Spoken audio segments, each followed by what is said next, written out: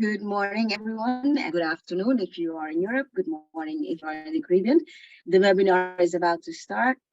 Thank you for coming, and we hope you will have good information from this webinar. To start, Honorable Mr. Zulfikar Mustafa, Minister of Agriculture of the Cooperative Republic of Guyana, Mr. David Mogollon, Head of Cooperation of the Delegation of the European Union to Barbados, the Eastern Caribbean States, the OECS. Good morning again if you're in the Caribbean, and good afternoon if you are in Europe. My name is Tamira La Cruz. It is my pleasure to welcome you to this webinar on agriculture, fisheries, and food processing. This webinar follows the completion of the third study in a series of studies commissioned by the European Commission to raise awareness on the business opportunities related to CARIFORUM-EU Economic Partnership Agreement, the EPA, and to enable the European Union private enterprises to foster valuable business partnerships in the region. Before I give the floor to our distinguished speakers, I would like to thank you again for your participation. The webinar will consist of a number of plenary sessions with a Q&A and polls at the end of each. These will be followed by breakout rooms per subsector, where you'll be able to discuss opportunities and challenges in each subsector more thoroughly. We would like to give participants the opportunity to listen to all speakers in the time they have reserved for this webinar. So I ask the speakers to kindly observe the time allotted to you. I'll give you a notice when you have 1 or 2 minutes left. I take the opportunity to remind everyone of the Zoom etiquette for the event, which you have seen or seeing on your screen. Please note the webinar is being recorded. Feel free to keep your cameras off in case you would not like to feature the recording. Remember also that we do live in an age of comments going viral. I am now pleased to invite Mr. David Mogollon, Head of Cooperation of the Delegation of the EU to Barbados, the Eastern Caribbean States, CARICOM and CARIFORUM, our host for this event, to open the webinar. Mr. Mogollon, the floor is yours.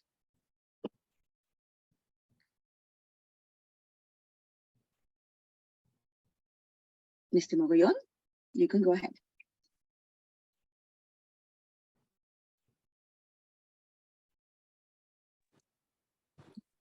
I think that David got disconnected. I don't see his image anymore. Okay. In that case, we shall go on. Is there someone from the delegation speaking, Mr. Alves Pereira? Well, I'm from the EU delegation in Trinidad and Tobago, but I'm just watching. So we do not know if he will come back. In that case, we shall continue then, or perhaps Mr. Arek, would you like to say something on behalf of the delegation?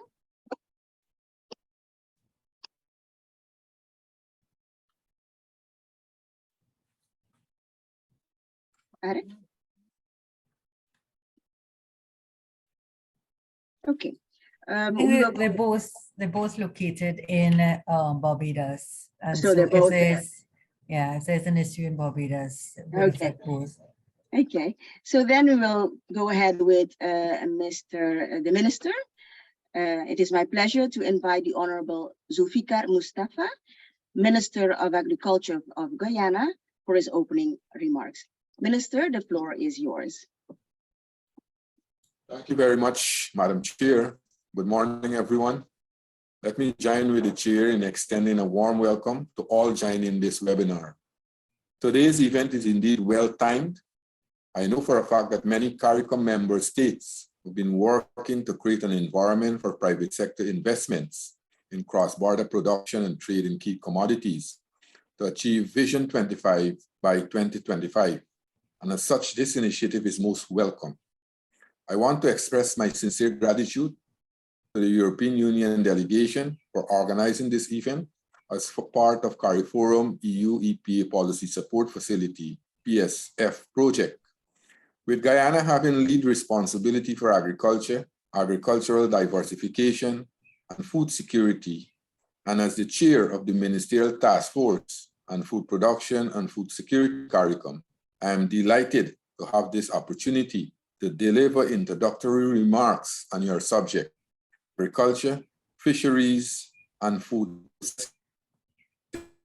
are integral sector with immense potential in our region.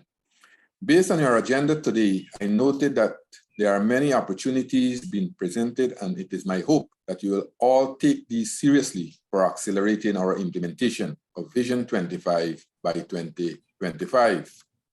More importantly, investing in CARIFORUM agriculture sector is investing in the food and nutrition security of the region. A 2022 survey by Caribbean Community, CARICOM, and the United Nations World Food Programme, WFP, indicated that nearly 4.1 million people, or 57% of the population, face food insecurity. As such, our initiatives are aligned with food security as the main goal and aims to achieve a region with the competitive, innovative, dynamic, and integrated food and agriculture sector. As government, we have been creating enabling environments for investment by ensuring our policies support growth and improve private sector investment for improved competition, improved value chain performance, protection from private sector investment, for private sector investments, and for logistical advancement for interregional trade. However, the private sector involvement in our collective efforts toward achieving Vision 25 by 2025 is critical, as the public resources are not sufficient by itself. Their roles and participation will be a deciding factor if we'll be able to achieve our set goals and targets, as well as how fast we achieve those. Therefore, I consider today's webinar a very important step towards achieving Vision 25 by 2025 by promoting the development of the agriculture sector through EU investment and trade by seizing the opportunities offered by CARIFORUM-EU Economic Partnership Agreement. Ladies and gentlemen, there have been a visible shift in CARICOM's focus with regards to ensuring food security and promoting self-sufficiency, thus creating an opening for diverse investment opportunities and a competitive edge in the production of poultry, corn, soya, niche vegetables, meat, goat, mutton, beef, pork, root crop, Irish and white potato, sweet potato, yams, herbs and spices, ginger, black pepper, and turmeric, fresh fruits, fisheries, including aquaculture, and etc. The 25 by 2025 initiative of CARICOM is aimed at reducing extra-regional agri-food import bill by 25% by the year 2025. Additionally, the initiative addresses cross-cutting issues such as barriers to trade, financing, developing insurance, market facilitation, and transportation, all of which are necessary to ensure a favorable investment climate in the region. There are also significant opportunities in agro-processing, shipping and logistics, and other support services to food and agriculture. As we further our relationship with the EU, under that we encourage the EU private sector to foster valuable agribusiness partnership in the region. The opportunities for investment are vast as the region pushes the food security agenda. Through collaboration, knowledge sharing, and partnership, we can build a resilient and sustainable agriculture sector that benefits our nations and foster regional integration. I am confident that our discussion will pave the way for transformative actions and a prosperous future in agriculture, fisheries, and food processing in the CARIFORUM region. Ladies and gentlemen, I want to allude again to the importance of today's discussion. Let us hope that every one of us make a contribution towards ideas that will help us to achieve Vision 25 by 2025. I wish each and every one of you success and hope that we have a successful discussion. Thank you very much, Madam Chair. Thank you, Minister. Thank you for your remarks. I am glad that you introduced the not just the vision 2025, but also the strategy, and that you highlighted the need for private sector investment, knowledge sharing, especially through the EPA. Thank you very much for that. We will go forward. Mr. Mogollon, you're back with us. Thank you very much. I invite you to make your opening remarks. Please go ahead. Mr. Mogollon, the head of the delegation. Sorry, I had some technical problems to connect, but I was disconnected actually. No problem. Yeah, well, Honorable Zulfikar Mustafa, Minister of Agriculture of Guyana, distinguished panelists for today's discussions, consultants, business people from the European Union, as well as from CARIFORUM countries, other participants here today, welcome to all. Today, we will be looking at one of the most important sectors in the Caribbean. Agriculture, including fisheries and food processing, plays a significant role in the region, contributing to food security, economic development, poverty reduction, employment, and overall sustainability. Food security in particular is currently among the highest priorities for the region. This is evidenced by the joint commitment of the CARICOM heads of government of reducing the Caribbean's food import bill by 25% by 2025. We applaud the region's ambition. At the same time, we remain fully cognizant that food security is also a matter of global concern. The invasion of Ukraine by Russia added to the difficult situation caused by the COVID-19 pandemic and has highlighted the interconnectedness of our global food systems. Food security is therefore a shared responsibility that requires an intentional response from all countries and stakeholders. Accordingly, the EU has defined a global response to support the most vulnerable and the most affected countries in addressing the consequences of the crisis, including in the Caribbean. Actually, as part of this effort, the EU will be mobilizing significant cooperation resources to contribute to food security program for the Caribbean that supports smallholder farmers' production, access to credit, agri-tech, agri-food value chains, SPS, nutrition, social protection, etc. We are formulating that program right now. But historically, agriculture also forms a huge part of the cultural fabric of the Caribbean. Traditional farming practices such as crop production, cultivation, livestock rearing, and fishing are an integral part of the region's cultural identity. Preserving and promoting these practices also contribute to the preservation of the Caribbean culture and heritage. Through our continued engagement with the Caribbean and international partners, we are promoting the EU presence and investments in the region to collectively build a modern, sustainable, and climate-resilient agri-food sector that contributes to the economic growth, food security, and reduction of poverty in the Caribbean. In this context, let me mention the EU Select Summit that brought together in Brussels the heads of state and heads of government from the EU and Latin American and Caribbean this same week. As a result of this summit, there is a joint declaration by the leaders that states that by working together as sovereign partners, we are stronger and better placed to face the multiple crises and challenges of our times, including food insecurity, poverty, and inequalities in both regions. The CARIFORUM-EU Economic Partnership Agreement, EPA, is a key instrument to achieve these goals.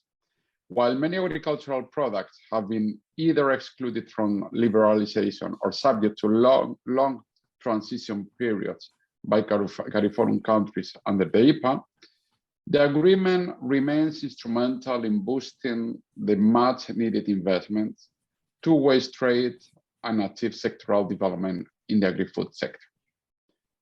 EU investments can be notably facilitated by level playing field rules on establishing a commercial presence in the Caribbean, easier and less costly imports of EU equipment and machinery, or by open access to European efficiency enhancing services related to agriculture, food processing, and fisheries. Therefore, for whatever goods produced in the region, the EPA would also provide for duty-free access on the EU market. It is important to mention that free trade does not mean trade threat.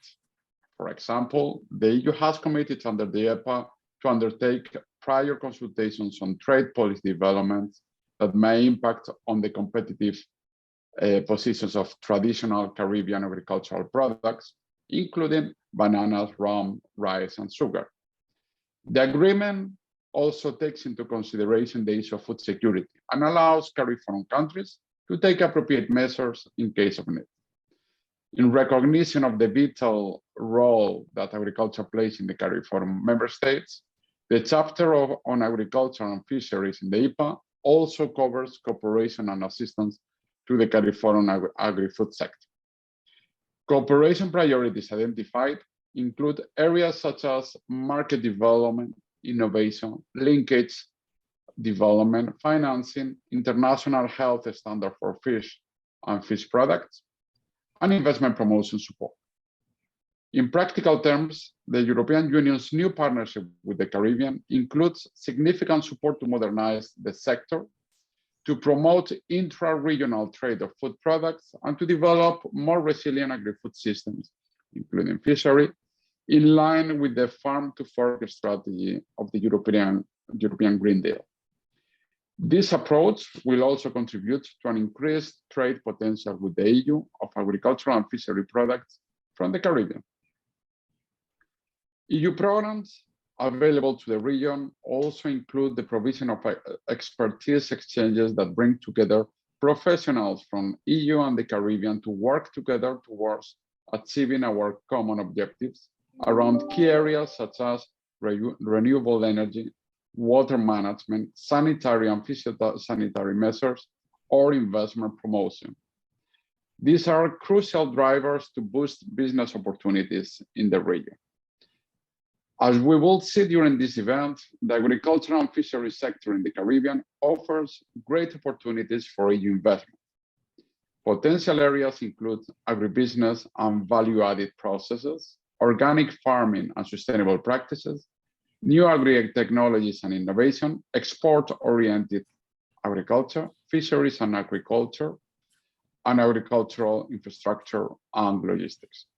Today, as we take an in-depth look at the unlocked potential that these opportunities hold, we should also note that investing in agriculture requires an understanding of local conditions, market dynamics, and regulatory framework. Through this webinar, our hope is that you will be provided with the knowledge for market research, partnering with local stakeholders, and creating value chains.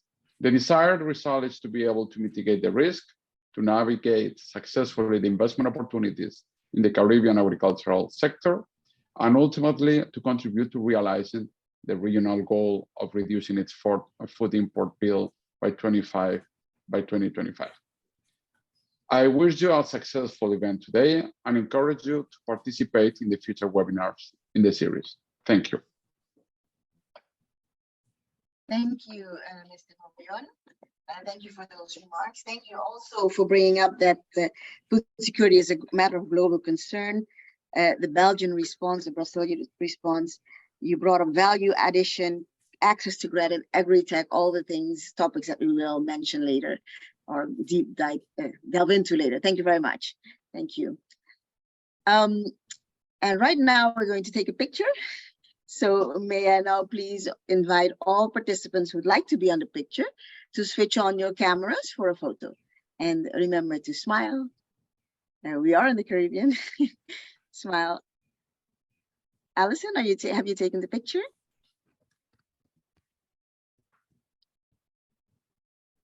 I'm taking. Can we get some more smiles, please?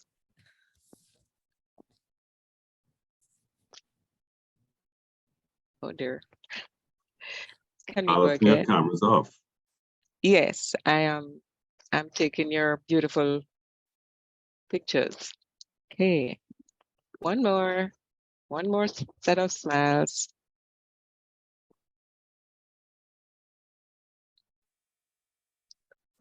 Please keep smiles going. Chats keep coming up. 1 second.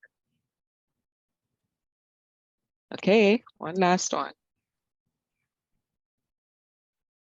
Thank you. Thank you so much. Thank you, Alison. Thank you, everyone. You will now be seeing a poll on your screen. Is there a poll already? Smita here, yeah, here you go. Are you familiar with the provisions of the CARIFORUM-EU EPA that relate to agriculture, fisheries, and food processing? Single choice answer. And we will provide the answers.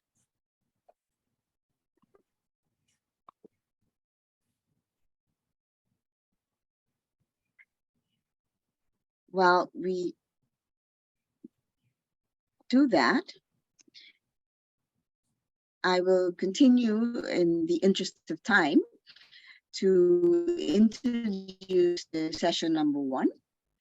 Here we go. Wow, 63% are not familiar and 37% are familiar with the provisions of the CARIFORUM EPA. So there is a lot of work to be done. We hope to do some of it today. So the first session, we will now proceed with officially session number 1. It aims to provide you with an overview of the main business opportunities that have been identified during the study. This session also includes a presentation, very important, on the key provisions of the CARIFORUM EPA agreement relevant to agriculture, fisheries, and food processing. For this and the other studies in the series, the team, our team of consultants, has made generous use of the input of the Euro Chamber in Trinidad and Tobago and in the DR, which are the voices of European businesses in CARIFORUM. For that reason, we start the session with introductions by these Euro Chambers. First up is Ms. Marie-Louise Norton-Murray, Executive Director of the European Chamber in Trinidad and Tobago. She will speak to the role of the European Business Chamber in Trinidad and Tobago in supporting EU business partnerships for trade and investment. Over to you, Marie-Louise.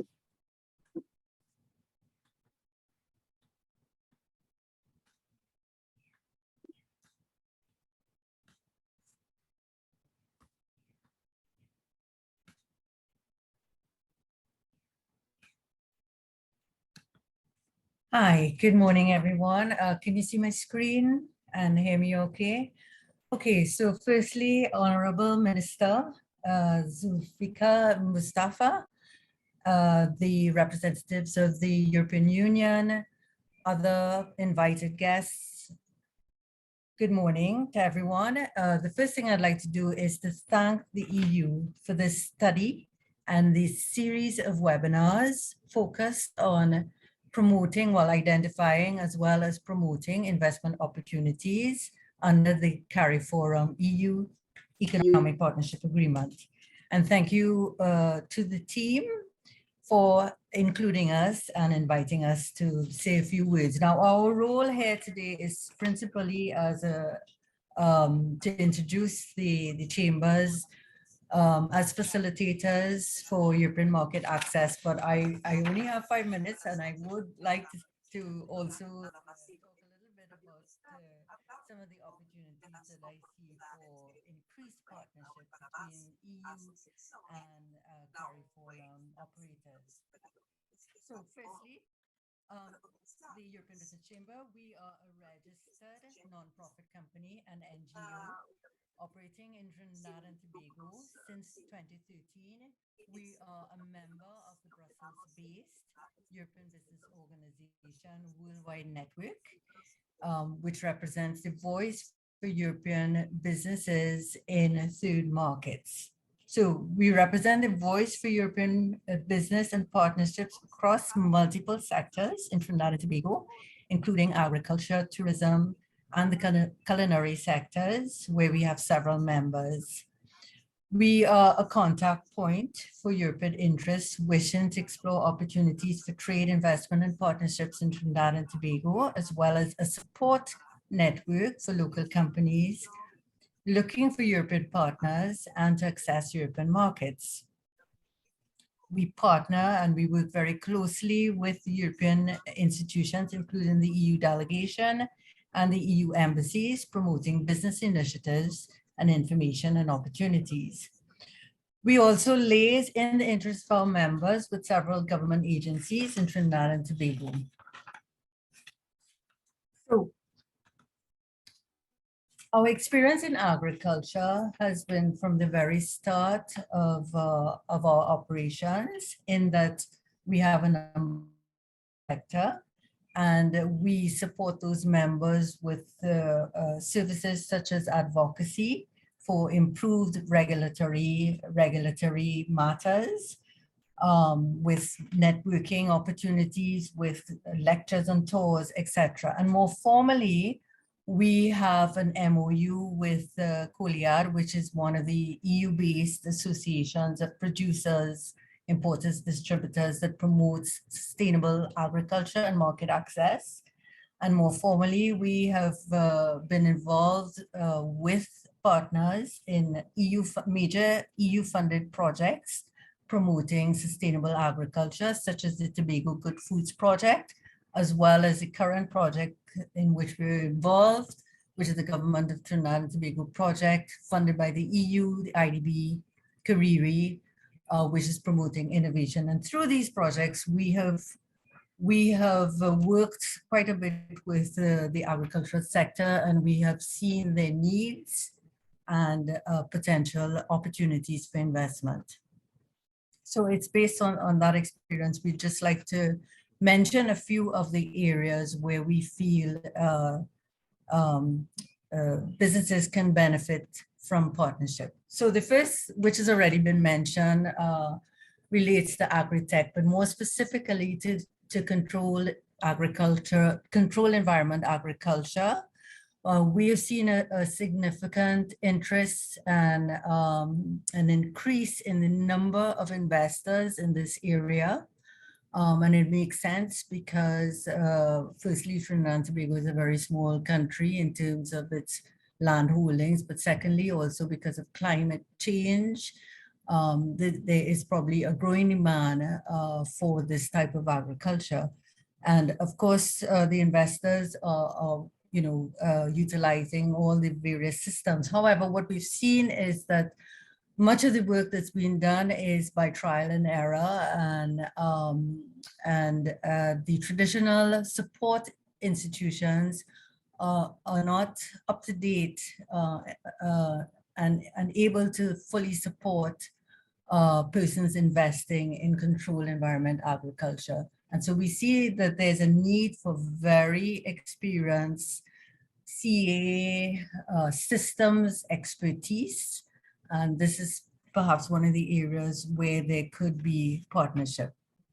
Another area is and it's sort of an immediate area, is to support and expand cocoa production. Trinidad and Tobago has a reputation for being one of the few countries that exports 100% fine flavor cocoa.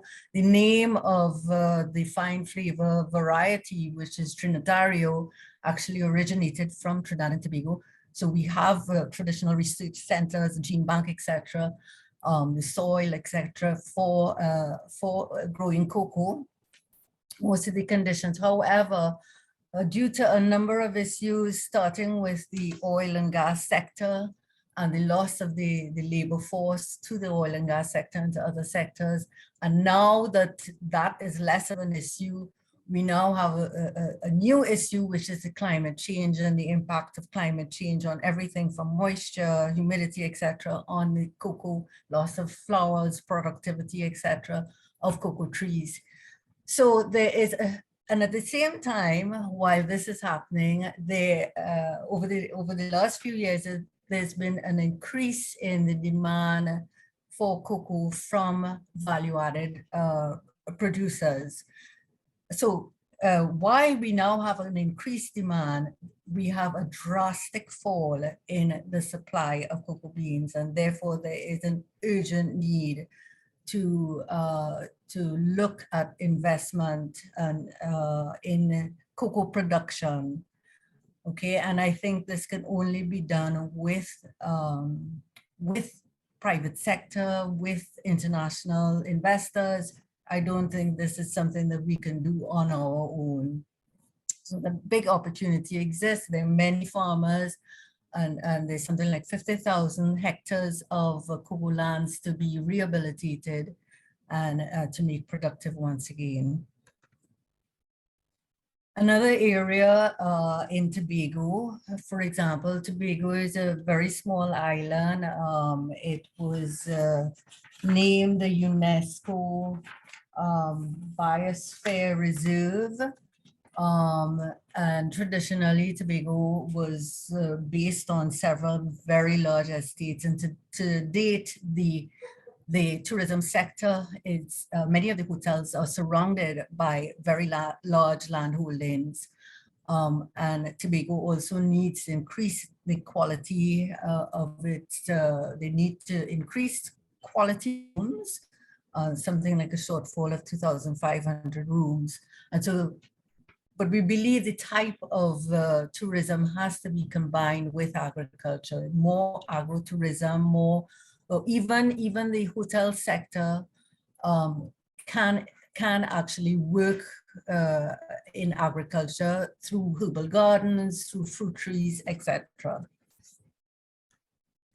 Okay, and finally, the last area that I'd like to mention, we do have draft legislation in Parliament at the moment that will promote, and once passed, it will promote sustainable fisheries. It will address the international agreements on illegal, unreported, and unregulated fishing, as well as quality management. And once this legislation is passed, there will be, it will open up new opportunities for investment in modernized infrastructure and facilities.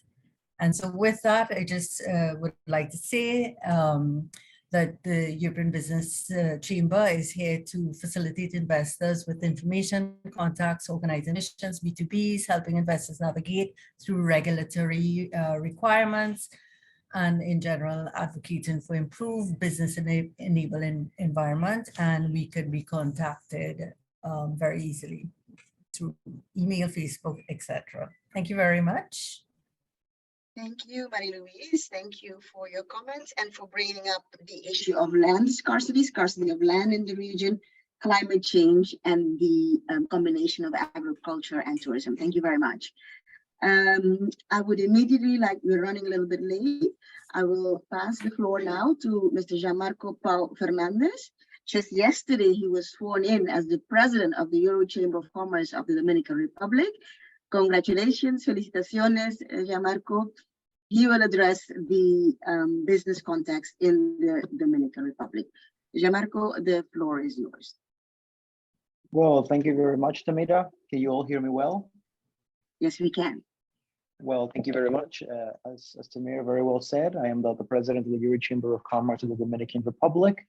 And I thank all of you. I thank the minister, all of you in your team, Noel, Smita, for, I think, this great initiative, and of course, the European Union for hosting this very important study on a crucial topic in the area as agriculture, fisheries, and food processing, particularly in this new era we're facing right now. My presentation is basically going to go over the business context in the Dominican Republic, of the opportunities that I think maybe we can take advantage of, and particularly the growth in the DR.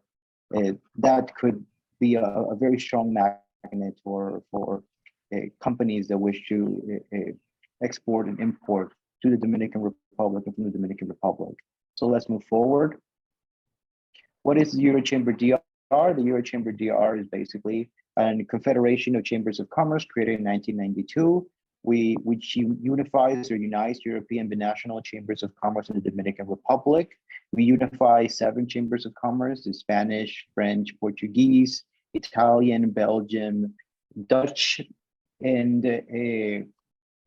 basically together we represent over 800 Dominican and European companies. We are among the largest associations in the country. We have a very wide-reaching network. We represent a very diverse group of companies and a very diverse group of chambers. So our direct members are, as I said, the German Chamber of Commerce, the Belgian Chamber of Commerce, which I also lead, the Spanish Chamber of Commerce, the French Chamber of Commerce, the Italian Chamber of Commerce, and the Portuguese Chamber of Commerce, and the Dutch Chamber of Commerce. Just last week became a member. So we are expanding our network, which is very, very nice. And as I said, we have over 800 corporate members, which is also very, very nice. So what is the Euro Chamber? We're the main business association that represents the interests between the Dominican Republic and the European Union, with more than 30 years of professional experience in the market. We are considered one of the top European chambers of commerce with the greatest specializations in law, business logistics, operations, and corporate relations in the Central American Caribbean region. And we have a wide international network as members of EDO that allows us to act as commercial promoters and to facilitate the interests of our membership with decision makers and natural authorities. Let's continue forward. The Dominican Republic. Well, you've all heard about the Dominican miracle. The Dominican Republic is the largest economy in the Caribbean and the Central American region. It has had a per capita growth of about 5% per year. This year, we are estimating that it's going to be about a 3 or 4%. You know, in the beginning of the year, we thought we were going to get a 5% growth, but it is still one of the fastest growing economies in the region. It has a population of 11 million people. Mostly young, which is very, very important. Our population, something like 49%, is under 25 years old. So we have a massive resource of young people that truly represent a dynamic economy. Our GDP in 2022 was $113 billion. That's very, very nice, because in 2021 we actually broke through the $100 billion range, and that does position us as the 6th largest economy in Latin America. And as I said, our GDP growth last year was 4.9%. This year it's probably going to be something like 4.2 or 4.3%. So that does position us as one of the fastest growing economies in Latin America, and as the largest economy in the Caribbean and Central America. Let's continue. The EU-Dominican Republic commercial relation. Fundamentally speaking, our commercial relationship with the European Union is very solid. We have had diplomatic relationships for over 30 years, established in 1992. We have an incredibly strong bilateral relationship. Actually, we had a Foreign Minister Borrell here last March, who commented upon the strong growth and the partnership that the Dominican Republic and the EU have. The Dominican Republic and the EU are strategic partners. We are also the largest trading partner of the EU in the Caribbean, and 70% of foreign investment that comes from the EU into the Caribbean comes into the Dominican Republic, so we're their largest investment partner too. Just so you know, last year, 2022, bilateral trade between the EU and the Dominican Republic grew by 20%, reaching a new record of 4,137 million euros, which is an important amount. And particularly, it is important that you note upon the contribution of the EPA agreement, that upon that time frame, since the signing of the EPA agreement, the trade between the EU and the Dominican Republic has tripled. And that is particularly because of the facilities given in the EPA agreement. And that is why this sort of webinars are so important, and why we must continually focus on this type of agreements. Fundamentally, it's also important that we know that some of the products that have basically contributed to that strong growth in trade have been Dominican exports like bananas, avocados, walnuts, tobacco, cocoa, and among other agricultural products. I'm going to focus later on what products are in niche right now or are in vogue, but it's very important that you sort of get an overall perspective on the opportunities, particularly among those products that are the most common and where the opportunities truly lie. So what is the Dominican Republic, the Dominican European trade like? Well, as you can see, we have a very strong trade balance, particularly right now. The Netherlands is a first European destination of Dominican goods. We have a very dynamic field. For example, Italy is our 2nd largest destination of Dominican goods, Germany 3rd, Belgium 4th, Spain 5th.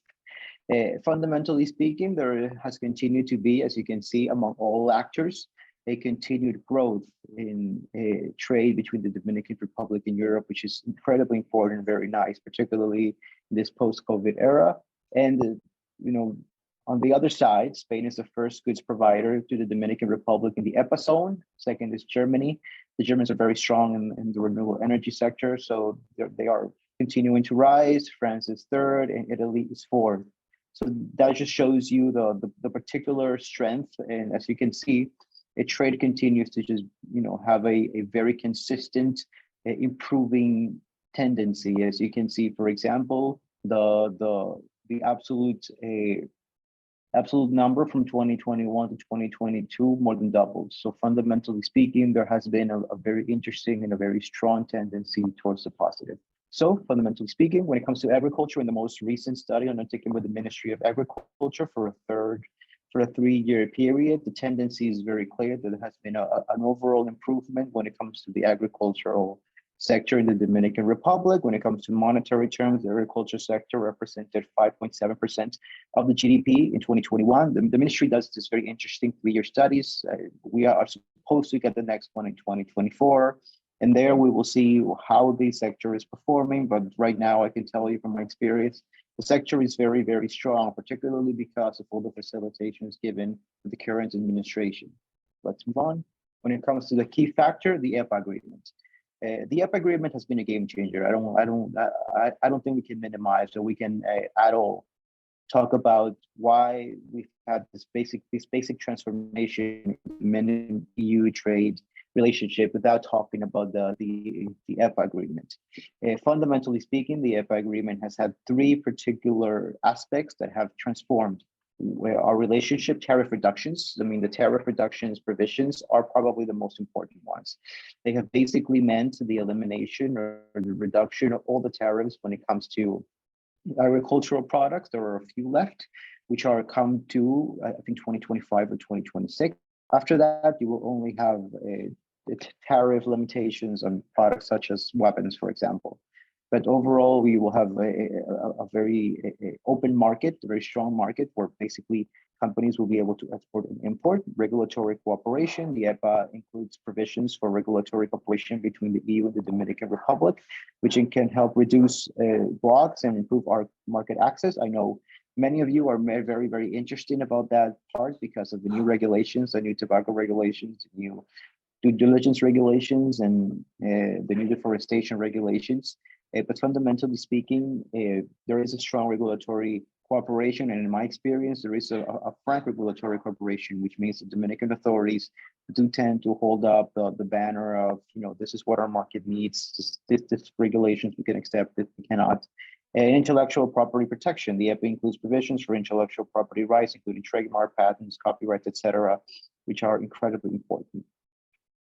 Tips to do business in the Dominican Republic, just to finish up: work with local partners such as a local partner or a freight forwarder can help ensure your products are delivered efficiently. That is incredibly important. That is incredibly a crucial aspect in the Dominican Republic. Identifying local partners that you can work with. I've had the opportunity to work with several companies in the agricultural sector. For example, Fresh Fruit, which is a Belgian company that exports mangoes and other products from Moca, I think La Vega. From La Vega, they have had this tremendous success, particularly because they formed a wide range of local alliances, and they have had a lot of success unifying those local alliances with the provisions granted upon the EPA agreement. They sort of been able to solidify their presence in the Dominican market here. I would also recommend that you find products that right now are in vogue in Europe. Particularly many companies, European companies that come to the Dominican Republic have had great success because they have identified those niche agricultural products that are incredibly in vogue. For example, avocados. I mean, I don't have to tell you that avocados are incredibly in vogue right now. They are very, very labor consuming, and they are very, very difficult when it comes to their impact on the soil. But a lot of corporations, a lot of companies have had great success basically basing their operations, cultivating here avocados and exporting them to the US and into Europe. Another product is mangoes. Mangoes are right now the most interesting product, I would say, when it comes to exports. They've had incredible growth and incredible success. So my recommendation would be identify those very niche local products that that you think might be successful in the European market or the market you're exporting, and exploit those. Particularly speaking, research the market. That just overall goes to the sense of research the market, understand the market, try to identify the opportunities, try to identify what products particularly you think would be successful in the markets where you want to export. If you want to, for example, cultivate in the Dominican Republic to export to the EU or vice versa, try to identify which products would be best suited, which products, the regulations upon those products. We have many institutes here, for example, the Institute of Grape, which have an overall impact and understanding for regulations. Understand particularly how you can import and export, understand the national what the national regulations vis-a-vis the quality standards, the labeling, the documentation, et cetera, and form relationships with key stakeholders. That's another one of my recommendations.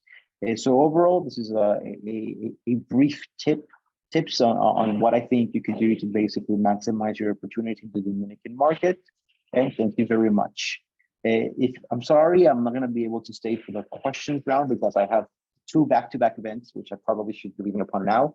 But there's my email. If you need anything, we are at your disposal, or you can contact us through Tamira, who I know will probably answer your question. And if not, she'll let us know your question, and we'll be happy to help all of you. And from the Euro Chamber of the Dominican Republic, we're at your service. And Tamira, congratulations, great initiative.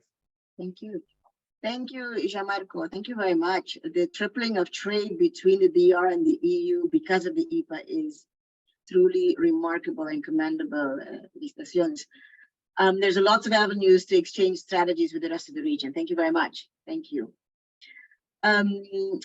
Moving right along, if you have questions for Marie-Louise or Gianmarco, please remember to place them in the chat. As Gianmarco says, he's leaving, but we will address them.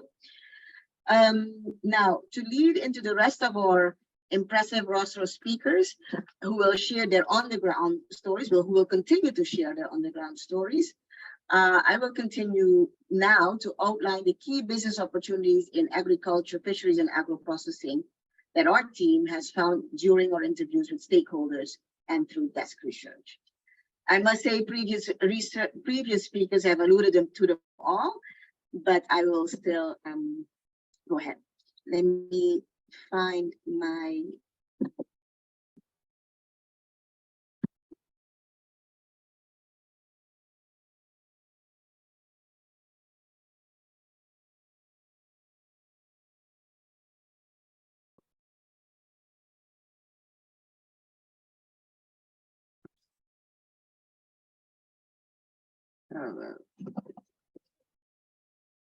okay, so we've identified 6 key business opportunities in the sector with a focus on the EPA.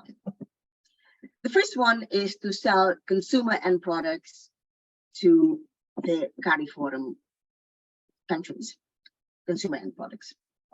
Why? CARIFORUM now imports about 15.5 billion euros in food products annually. The EU share of imports is 7.5%. So there's a lot of room for growth.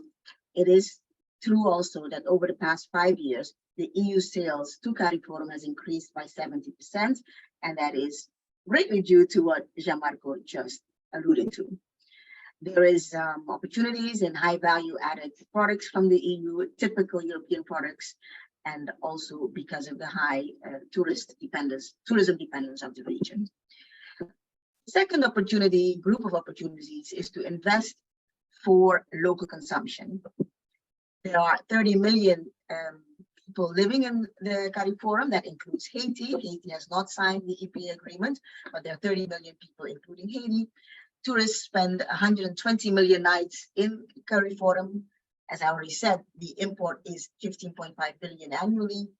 And it's interesting to note that the DR produces about 80% of its food for local consumption, whereas the CARICOM produces less than 80%, reason for which there is the initiative that the minister alluded to earlier. There is opportunity, especially in the countries with large land masses, the DR, Guyana, and Suriname. We know that Barbados is already investing in Guyana to produce food. One of the next speakers will also speak to this. The next opportunity is to invest in CARIFORUM for export, invest to produce for export. And Jean-Marc alluded to the niche products. You can see a list here. I want to highlight for now shrimp, which is being produced in Belize and also in Guyana, tilapia, also in the Dominican Republic, sargassum. We will have someone speak to sargassum later, the speaker from Oceans by Origins. Then there is the agro-processing. We also have Business Europe speaking, Vego Gold, which is a liqueur, and a registered farmer from Dominica. Someone also mentioned EU investors can provide linkages to international markets, which the region is much in need of.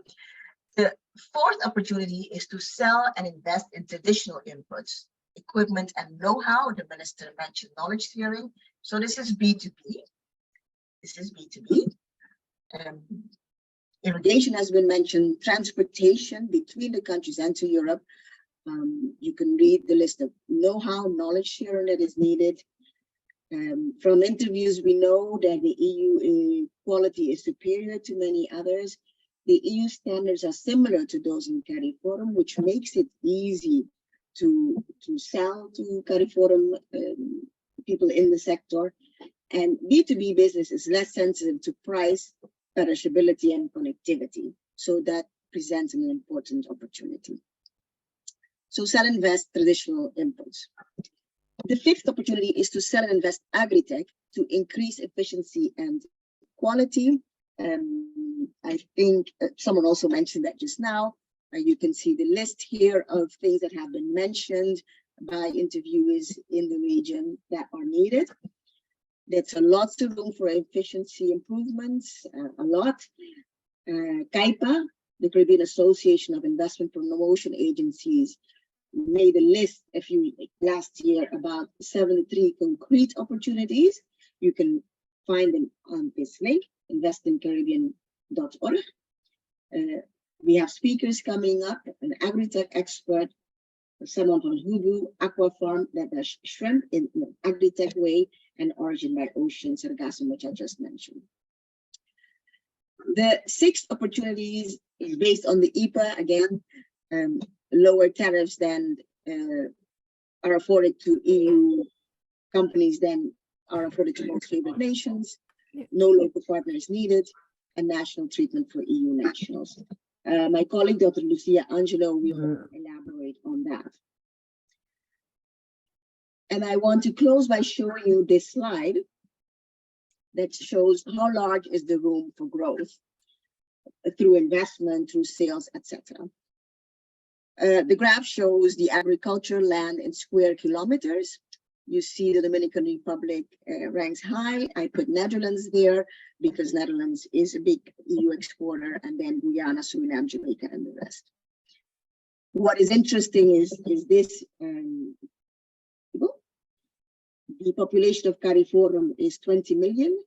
The agri-exports in euros is about 5.3 billion euros. Netherlands has a population of 17 million and agri-exports about 65 billion. So really there is a lot of room for investments to help us go forward. So thank you very much. I will pass the floor now to my colleague, Dr. Lucia Angelo. And Lucia, you can start sharing your screen. Good afternoon, everyone, or good morning. So yes, let me share my screen. Can you hear me well? Can you hear me? Yes, we can, Lucia. We were having trouble hearing Tamira at the end of her presentation. Thank you, Noel. Well, so let me just go through this presentation of provisions of the EPA, starting very briefly by saying to those who don't know about the agreement that it is not just about trading goods nor trade in services only. It's about investments activity, the establishment of commercial presence, also governing access to public procurement, funding, cooperation. Mr. Morion mentioned a few relevant areas of cooperation earlier, and also it actually defines the key objectives of the agreement, which are in line basically with the Sustainable Development Goals. So this framework agreement, because it is such a comprehensive agreement,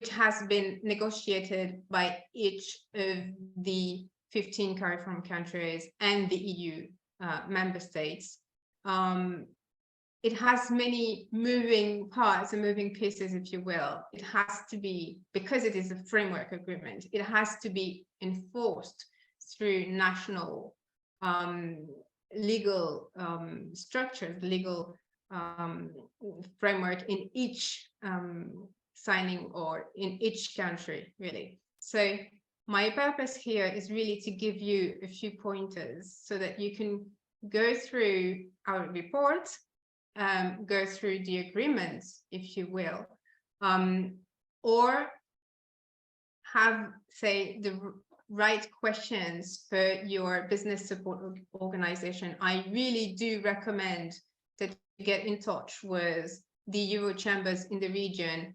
As Marie-Louise and John Marco mentioned before, they are really versed into all the regulatory, the legal aspects of the EPA, and especially they are aware, they are up to date as far as the implementation in each country is concerned. So, like I said, I'm just going to give you a few pointers, starting by saying that there are some provisions applying across all sectors of activity.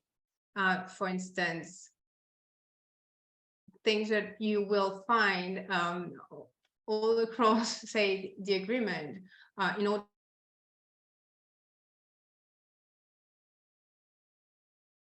again, it's not just so basically it governs or gives the rules towards fighting anti-competitive activities. It also requires transparency, and among the trade facilitating aspects, the tariff liberalization that Jean-Marc Paul mentioned earlier.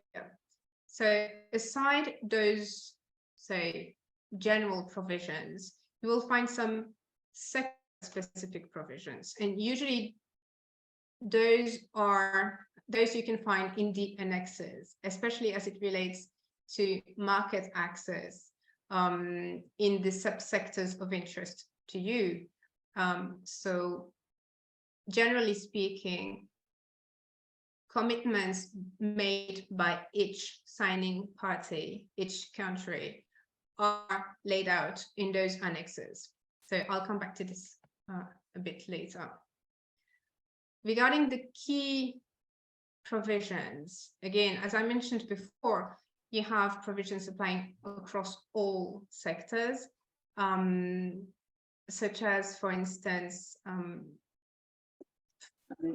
trade facilitation. Then you will find that each party is obliged to, for instance, name technical barriers to trade contact points or SPS competent authorities.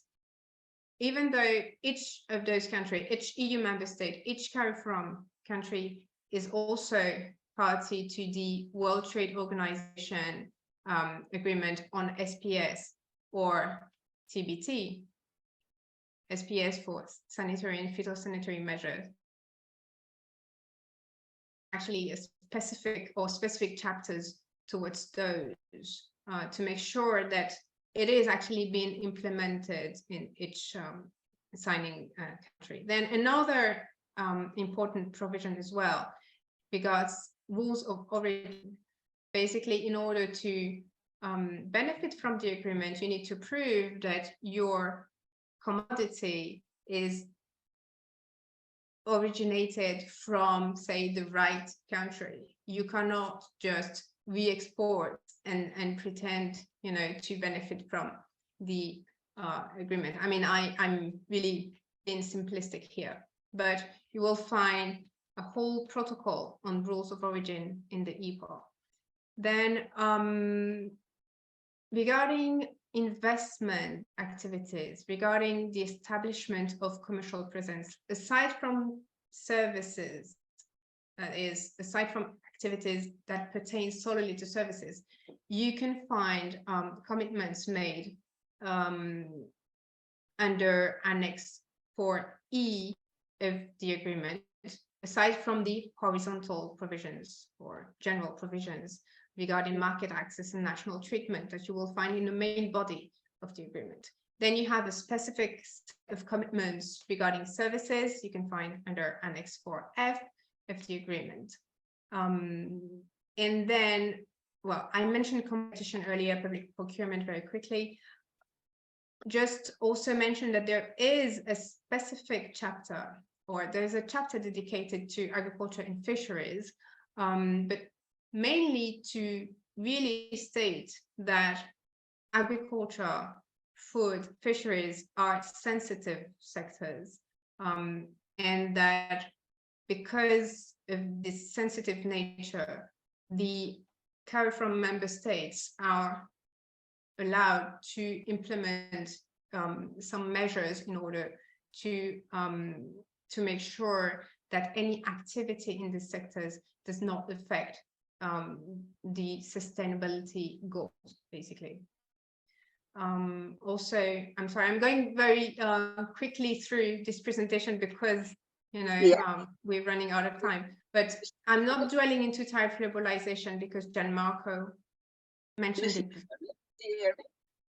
Yes. Can you put your show in slide mode, in slideshow mode, because you have it in regular mode? Can you put your presentation in the slideshow mode with that? Yes. Thank You're you. having trouble seeing it, maybe. Some people are, yes.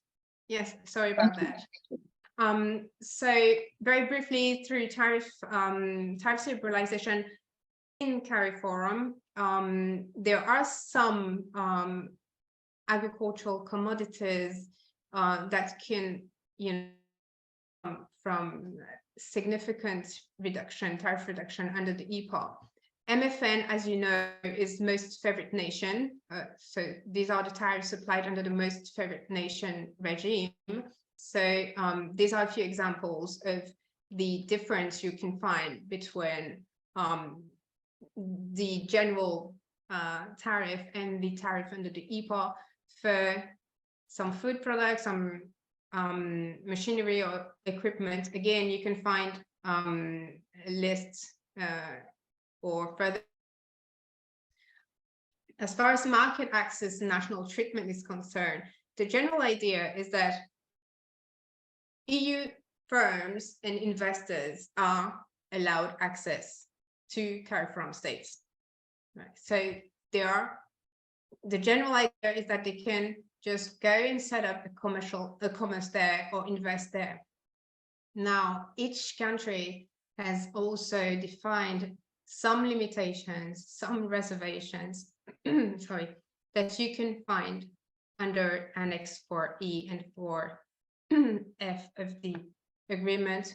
4F, if you are interested in services. Why is there a different annex for services? It's because you need to look at the different modes of service. And also you need to pay attention to one particular mode, which is mode 4. Generally speaking, persons is obviously governed by immigration laws in each country.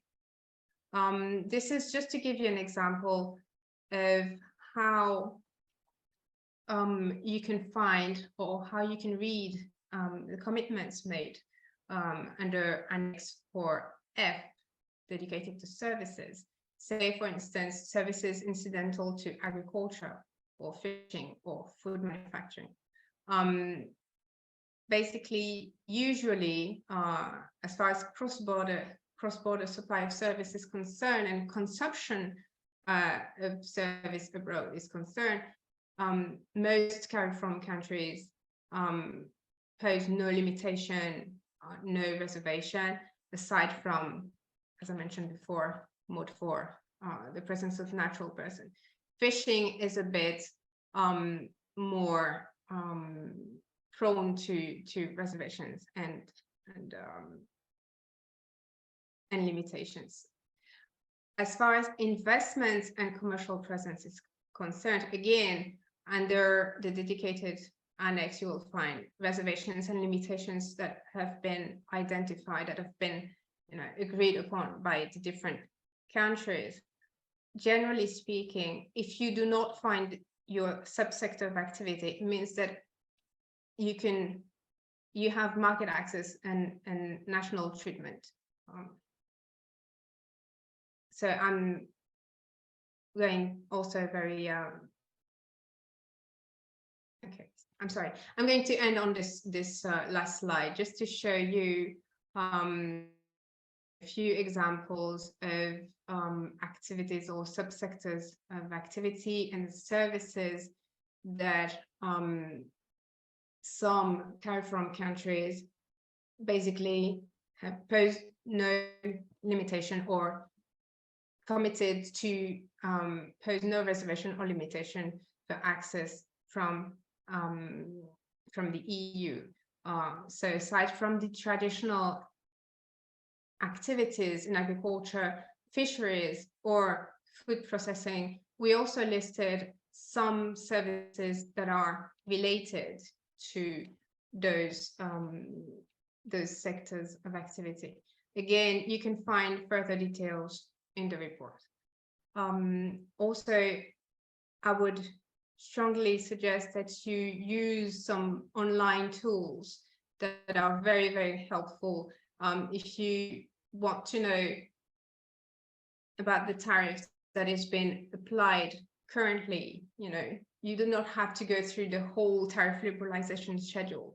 You can just access the EC database, access to market database, and I also suggest that you consult the INTRASEN publication on services and investment commitments under the EPA, and also get in touch with the business support organizations like the Euro chambers that have spoken before. Thank you.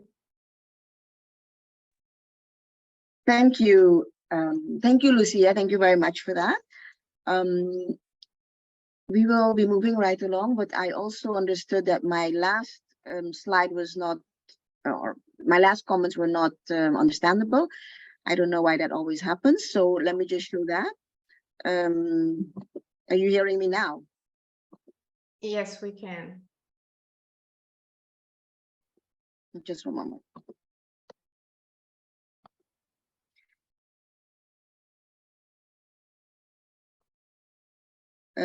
So this was the last slide. It said, what is the room for growth? It showed the agricultural land in the Dominican Republic, the Netherlands, and the rest of the countries. And then the conclusion or statement was that CARIFORUM has a population of 20 million, and the agri-exports in euros is 5.3 billion. Whereas the Netherlands has a population of 17 million and their agri-exports are 65 billion. That shows that there is a lot of room for growth if we invest in CARIFORUM to produce. Exactly. Thank you. I'll leave it at that. We were looking at the chat. I think all the questions have been answered. If so, we will move to the next slide, to the next session. Thank you. I must say, there is a brochure that we made about this agricultural sector that is based on the study that was done and my colleague will now drop it in the chat. You could go there, drop the link in the chat, you can go there and see the findings of our study. Moving to the next session, session 2. In this session, 5 speakers will share challenges as experienced by the private sector. Each will have 10 minutes to do so. The first speaker is Mr. Roemer Simons, the advisor on EU trade policy at Business Europe. The floor is yours, Mr. Simons. Good morning, good afternoon. Thank you very much for the invitation. I hope you can all hear me well. I do not have a presentation prepared, so I'm afraid you'll have to be looking at my face for a couple of minutes. Thank you very much for the invitation. First of all, about Business Europe. We represent the national industry and employers federations from about 35 European countries. This includes EU and non-EU members. And our main mission as organization is to ensure that on behalf of our members, the voice of business is heard in EU policymaking. So this means that we take great interest in EU policies that shape opportunities for European businesses abroad. So it is some kind of indirect trade promotion, if you will. And therefore, we highly appreciate the study that has been conducted by International Economics and others. It gives European businesses great insights in terms of opportunities and challenges when investing in trading with the CARIFORUM states. And we definitely support raising awareness about these opportunities.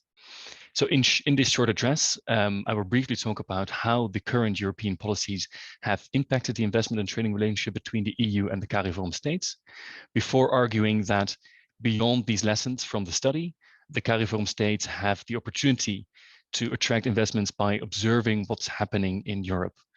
And European businesses face a paradigm shift towards a green and sustainable economy. And I think playing into these regulations would position the CARIFORUM states as a unique place for business and foreign direct investment. So currently, what's happening right now? As has been mentioned by previous speakers, the CARIFORUM EPA has obviously provided European businesses with new opportunities and the legal framework to grow their trading and investment relationship with the Caribbean, which we just heard about. Some trading relations with the EU have grown steadily and more evenly. We see that the Dominican Republic has grown, for example, the trading relationship has grown almost 300% since signing the EPA, with its main exports being mineral oils, mechanical devices, jewelry, and powdered milk. On the other hand, trading relationships with other members of the CARICOM have stagnated over the same period, except for some significant spikes in oil and fuel exports. So we believe there's a lot of room still for improvement, and we need to have a new effort to spur this economic growth. So overall, what we see indeed, as confirmed by the report, the Caribbean imports most of its foods, especially classic European agricultural products such as cheese and wine. And growing this trading relationship and making it more balanced requires perhaps European direct investments and importing agricultural technology and know-how. But before I'd like to mention on how to spur economic growth, I would like to mention that there are still several trade barriers.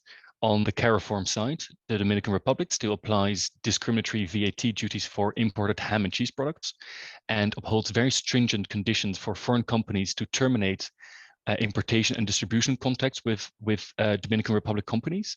So European businesses have less flexibility doing business in the Dominican Republic, which makes it less attractive place to invest. And also Trinidad and Tobago implies excess duties on imported alcohol beyond the WTO tariffs. So we understand that reducing dependency on food imports is a government priority. But from a business perspective, importing food is also a way of growing the economy and trading relationship. As pointed out in a report, food imports are related to a growing tourism sector, which similarly brings foreign direct investments and a steady economic impulse to local communities. So the CARICOM states and the DR can also perhaps decide to play to their competitive advantage of the tourism sector. But let's work with the priority that growing the agricultural sector in CARIFORUM is what's needed. How can we stimulate European businesses to do so. I believe the report has done an excellent job in identifying the opportunities and challenges in attracting investments in the agricultural sector, in food processing and fisheries, and I will not attempt to repeat these exactly. However, coming from Business Europe, we also see another big regulatory challenge, which can be turned into an opportunity, which was not mentioned in the study, and that is, of course, the European Green Deal, which is this huge sustainability legislative package. It will significantly impact trade in agricultural, food products and fisheries. As part of its commitments to combat climate change and promote sustainability, the EU aims to transform its own agricultural sector and particularly its food system to become more environmentally friendly and resilient. And this transformation will impact domestic agricultural practice, but also its trading relationship with other countries. So internally, the EU will promote sustainable farming practices such as organic farming and precision farming, while encouraging the reduction of greenhouse gas emissions, prohibition of certain pesticides, monoculture, biodiversity, and promote biodiversity. And in trade, the Green Deal will lead to increased scrutiny of agricultural imports, for example, coming from the CARIFORUM states. We've had the deforestation legislation, and there are plans coming to ban products made using forced labor. And this all heightens barriers of exporting agricultural products to the EU and impact the access to the European market. Such sustainability standards will also apply, by the way, to the financial sector and to capital markets. European banks, institutions, and fund managers will very soon favor investments in sustainable economic activities. These measures don't only apply to private institutions, but also likely to EU-sourced development finance. So European businesses wanting to attract capital to invest, for example, in a CARIFORUM state, will need to do so sustainably. There are new standards. So in addition to these agricultural regulations, more obstacles to trade, and less investments in non-green activities, European businesses even face more reporting standards, or they need to comply with new reporting standards on human rights obligations throughout their whole supply chain, which will also impact international trade tremendously. And kind of putting these all things together, this is the regulatory future for European businesses. It must be green and it must be responsible. And this is what the CARIFORUM state should prepare for. But there's also something here that the CARIFORUM states can leverage, and there's a competitive advantage here. And I think the report very duly notes that there's a new significant trend in the uptake of new farming methods in the CARIFORUM states, such as organic and natural fertilizers and regenerative agriculture methods. So acknowledges that the Dominican Republic is a major exporter of organic cocoa, and it can position itself as a sustainable alternative to, say, Africa's dominance in the cocoa sector.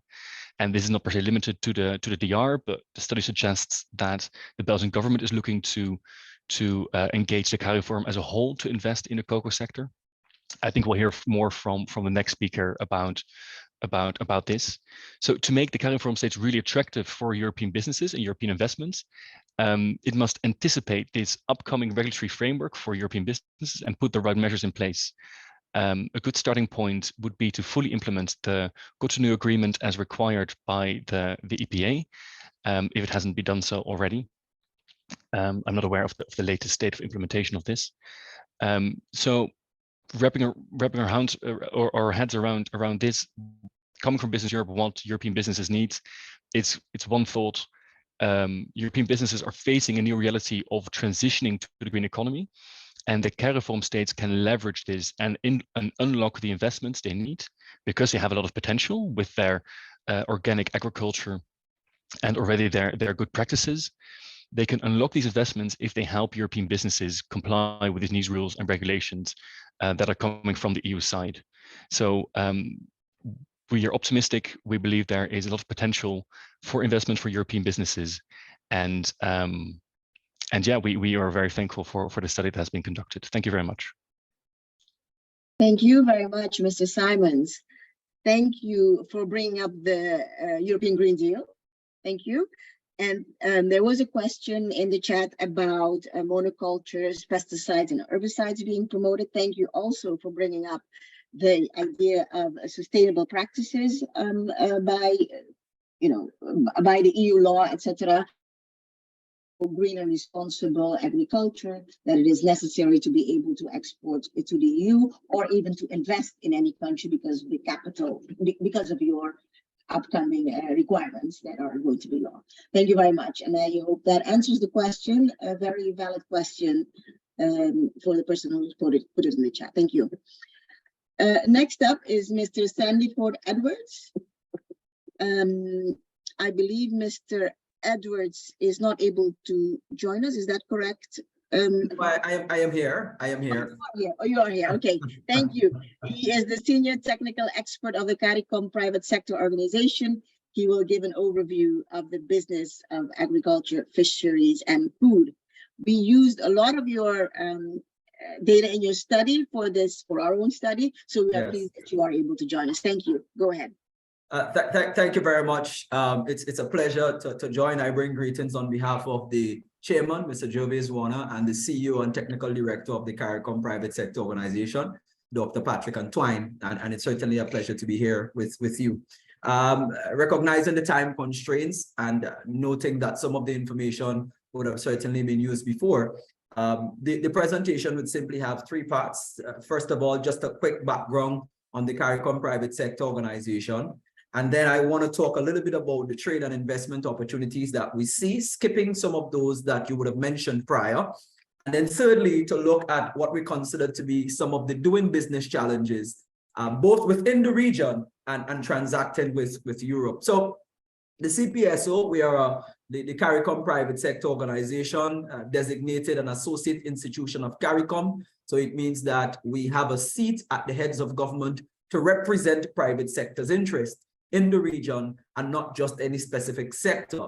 Our mandate initially is to focus on the contribution of the full implementation of the CARICOM single market and economy, and more recently, engagement with third country markets. So we're speaking of looking at Africa with engagement with the Africa Business Council, of course, with Europe through the Economic Partnership Agreement and the European Union. And we are collaborating with the European Union on IP on intellectual property and harmonization of company laws, etc. The CPSO, we represent a wide cross-section of the private sector, including small, micro, and medium-sized enterprises with a membership of over 4,000 firms. I said our purpose is towards supporting the heads with the full implementation of the CSME, and the private sector have given itself at least 5 years to see impact towards the full implementation of the regime. Our vision is that there can be free movement of capital, ideas, goods, services, technology, people across the space and engagement with third country markets. The work of the CPSO is aligned in 6 thematic areas, and that includes disaster risk reduction and recovery, which is the latest thematic area that is now being refashioned to include climate change, which is a cross-cutting issue and very important. Trade in goods and trade in services, which is the free movement of goods regime, the free movement of labor, expanding agri-food value chain opportunities, the enabling business environment, and then the last one, looking at finance and capital markets, deepening and integration. And this is extremely important for us. In terms of assessing the business opportunities within the region, what we've done, we've established the criteria, and the criteria that we follow basically highlights, does it contribute towards energy security? Does it contribute towards climate security? What about food and nutrition security? And that is the big one for us, food and nutrition security. As you're aware, the CPSO supported the heads of government working in collaboration with the Ministerial Task Force on food production and food security to develop the 25% by 2025 initiative, which basically seeks to ensure that the region can improve trade amongst itself and reduce extra-regional trade by 25% by 2025. But also in collaboration with the Ministerial Task Force member states and the CARICOM Secretariat through the Agricultural Unit, look at how do we strengthen regional value chains so that they can integrate into global value chains, particularly looking at the European market. It also speaks to the ability of the private sector to invest in particular area. Is there sufficient demand? And do we have the appropriate technology and technological know-how to be able to implement those investment opportunities? So what are the trade and investment opportunities that, from our vantage point, that is around agriculture that we believe is available? We have 19 agri-food opportunities allocated in 6 value chains, which I would look at shortly, around the 25 by 2025. And we believe that this is a good space, that this is fertile soil, fertile ground for investment in the region and trade between the European Union members and the CARIFORUM members. We believe that this space affords some opportunities. Nutraceuticals as well afford some opportunities, and the Trinidad colleague here mentioned cocoa. We've had other participants mention cocoa, and we believe that cocoa-based products across the region holds investment opportunities and trade opportunities, especially along the line of niche value-added single roast cocoa opportunities, as well as essential oils. We're looking at the pimento, the vetiver, you're looking at lemongrass, ginger, and nutmeg, that some of those nutraceuticals really holds tremendous investment opportunity and trade for the private sector within the region and with Europe. And then thirdly, as a complement, we believe that investment in industrial products that supports the development, especially of micro, small, and medium-sized enterprises who are involved in what we call value-added operations, is important and holds opportunities. So for example, when we think of regenerative agricultural products, such as using the banana straws to produce different kind of products, using wood, using different regenerative opportunities, we believe to replace plastics can do very well for biodiversity, very well for the environment and its ecosystem, can do very well for the marine ecosystem, etc. That those are good opportunities, nascent opportunities that are available. Glass bottles, especially for small and micro and medium-sized enterprise who are unable to import container loads at a time, that investment in this space can really help to strengthen those value chains, but particularly getting down to the last mile, the producers who are at the last mile of the curve. So those are some trade and investment opportunities that we believe is important. Just to drill down a little bit in terms of what we have seen within the region on the landscape for investment, we're saying that fish products holds opportunities for investment in the region and for trade. And those fish products can be within fresh, can be canned, can be salted. We also have the investment opportunities in cereals and staples, in meat products, in edible vegetables, fruits and nuts, in milk and cream, and in beverages. And in most of the cases, the analytical work has already been done by the CARICOM private sector organization. And Tamira, you did say that you've utilized it and you recognize. I can assure you that our CEO and technical director and the executive committee would be extremely pleased to know that the installment that we've made in terms of advancing the region's agri-food system development is bearing fruits. So those are some opportunities that we can identify and highlight, both for investment in the region, intra-regional trade, and creating the critical mass to be able to tap into global value chains, especially with the European Union. As time winds down, it's going to be remiss of me if I don't identify at least some of the doing business challenges that we think is important, that needs to be addressed.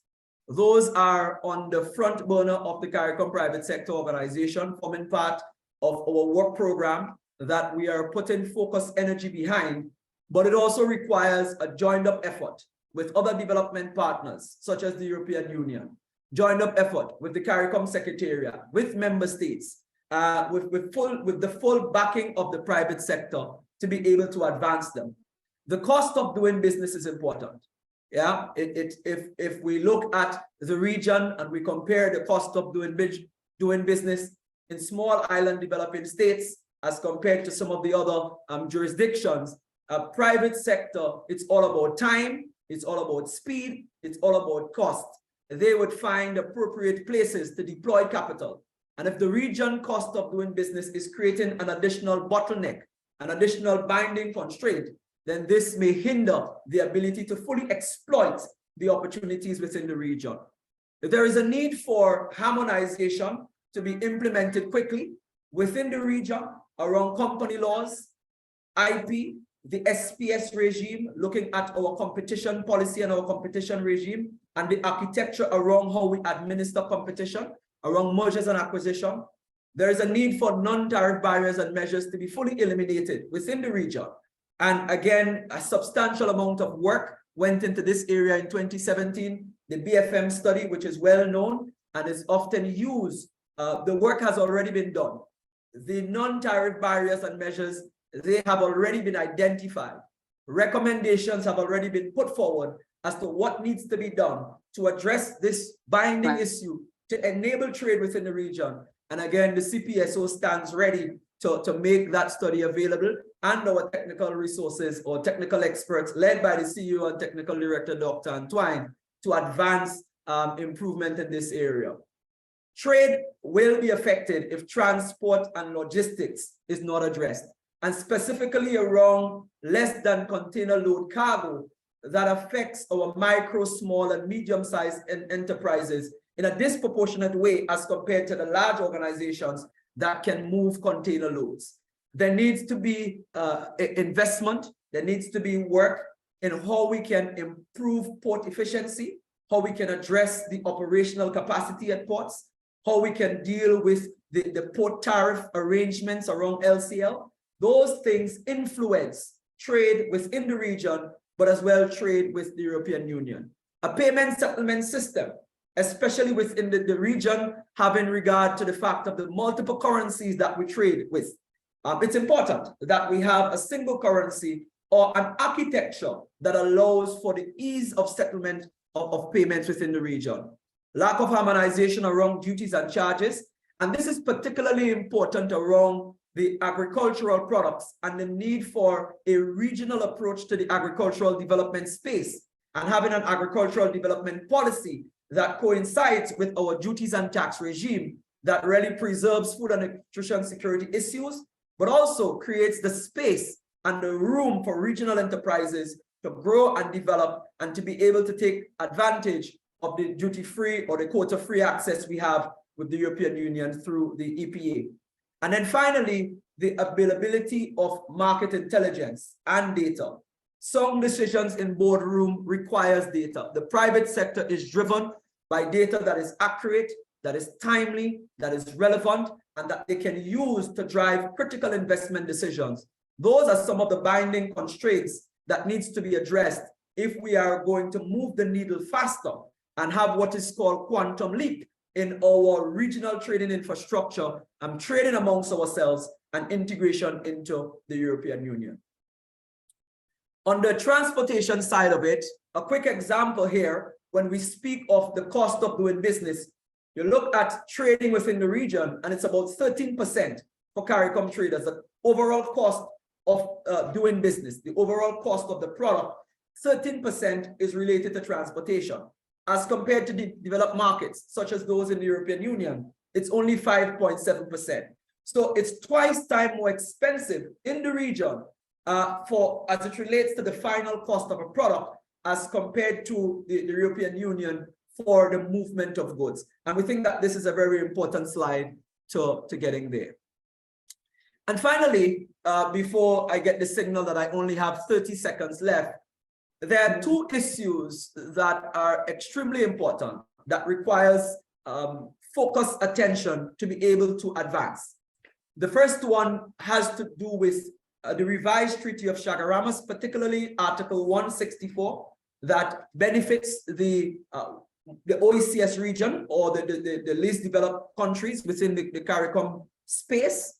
And we're speaking of things like curry powder and flour, where the regime within the European Union, the EPA, that provides for liberalization contradicts what is agreed to under Article 164. Those are things that needs to be rectified to ensure that the region doesn't afford more favorable treatment to the European Union than amongst itself. That needs to be clarified. And then secondly, the issue of standards. How are the producers in the region, the manufacturers in the region, how are they going to get access to the European Union? Are we saying, is it important? We believe it is important, rather, that we need to address the standards, especially around private standards, for issues such as space, that has the potential to create a barrier for companies in the region to be able to access and penetrate the European market. We believe that those things are important. Two seminal points that needs to be addressed sooner rather than later, so that we can benefit from the fruits of the EPA, having regard to the fact that it has been in existence for a number of years, almost a decade. With those few remarks in the presentation, we want to thank you again for the opportunity to present. As I've said, the CEO and technical director, along with the executive committee, did provide and continues to provide the support for this initiative, and looks forward to future collaboration. Thank you. Thank you, Sandy, for that. Was very, very interesting presentation. Thank you very much for bringing up the issue of value chain. It's not just the food chain and the value chain, but the industrial products also. Thank you very much, and thank you for your detailed work of the private sector organization. I'm not sure if your last slide showed your email address. So if it doesn't, please do so that people can get in touch with you. Thank you very much. The next speaker was supposed to be Mr. Odile Valmont, an agri-tech expert in Dominica, but he is now in a part of the country where connectivity is not very good. So he will not be able to attend. So we will skip his presentation and go to the question and answer session. I have a few announcements to make. Actually, it's a question, or even an opportunity suggestion. It says that more than 50% of the fish goes to waste. 50% of the fish goes to waste. There's some potential there to capitalize on the waste end in several ways, such as food for animals. I'm sorry, I just missed someone here. Sorry. Marie Granstam, I'm just being told that I missed someone. Not my intention, the lady, just 1 minute.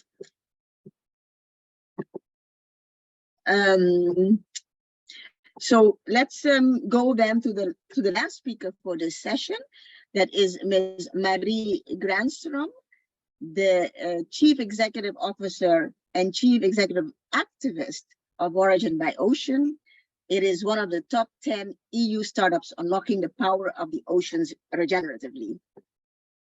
Ms. Granstam, the floor is yours, and pardon the omission just now. No worries at all. Thank you very much for the kind introduction. And of course, thank you for this opportunity to be here today to talk about our activities. I think maybe we are now a very good example of the transparent value chain, and also the fact that how the Green Deal of EU can be incorporated in the CARIFORUM area and the countries. So I'm the CEO and the founder of Origin by Ocean, and we are really here to work on the invasive seaweed problem and turn that into a valuable business. And as we all know, the sargassum is one of the biggest environmental problems of today when it comes to the overgrowth of the oceans and eutrophication. That's why we are very keen on give you an example how we work on this problem and how we actually incorporate sargassum from the Caribbean into our value chain. So we are basically tackling two problems of this world. The first one is the high dependency of oil we all have as the consumers.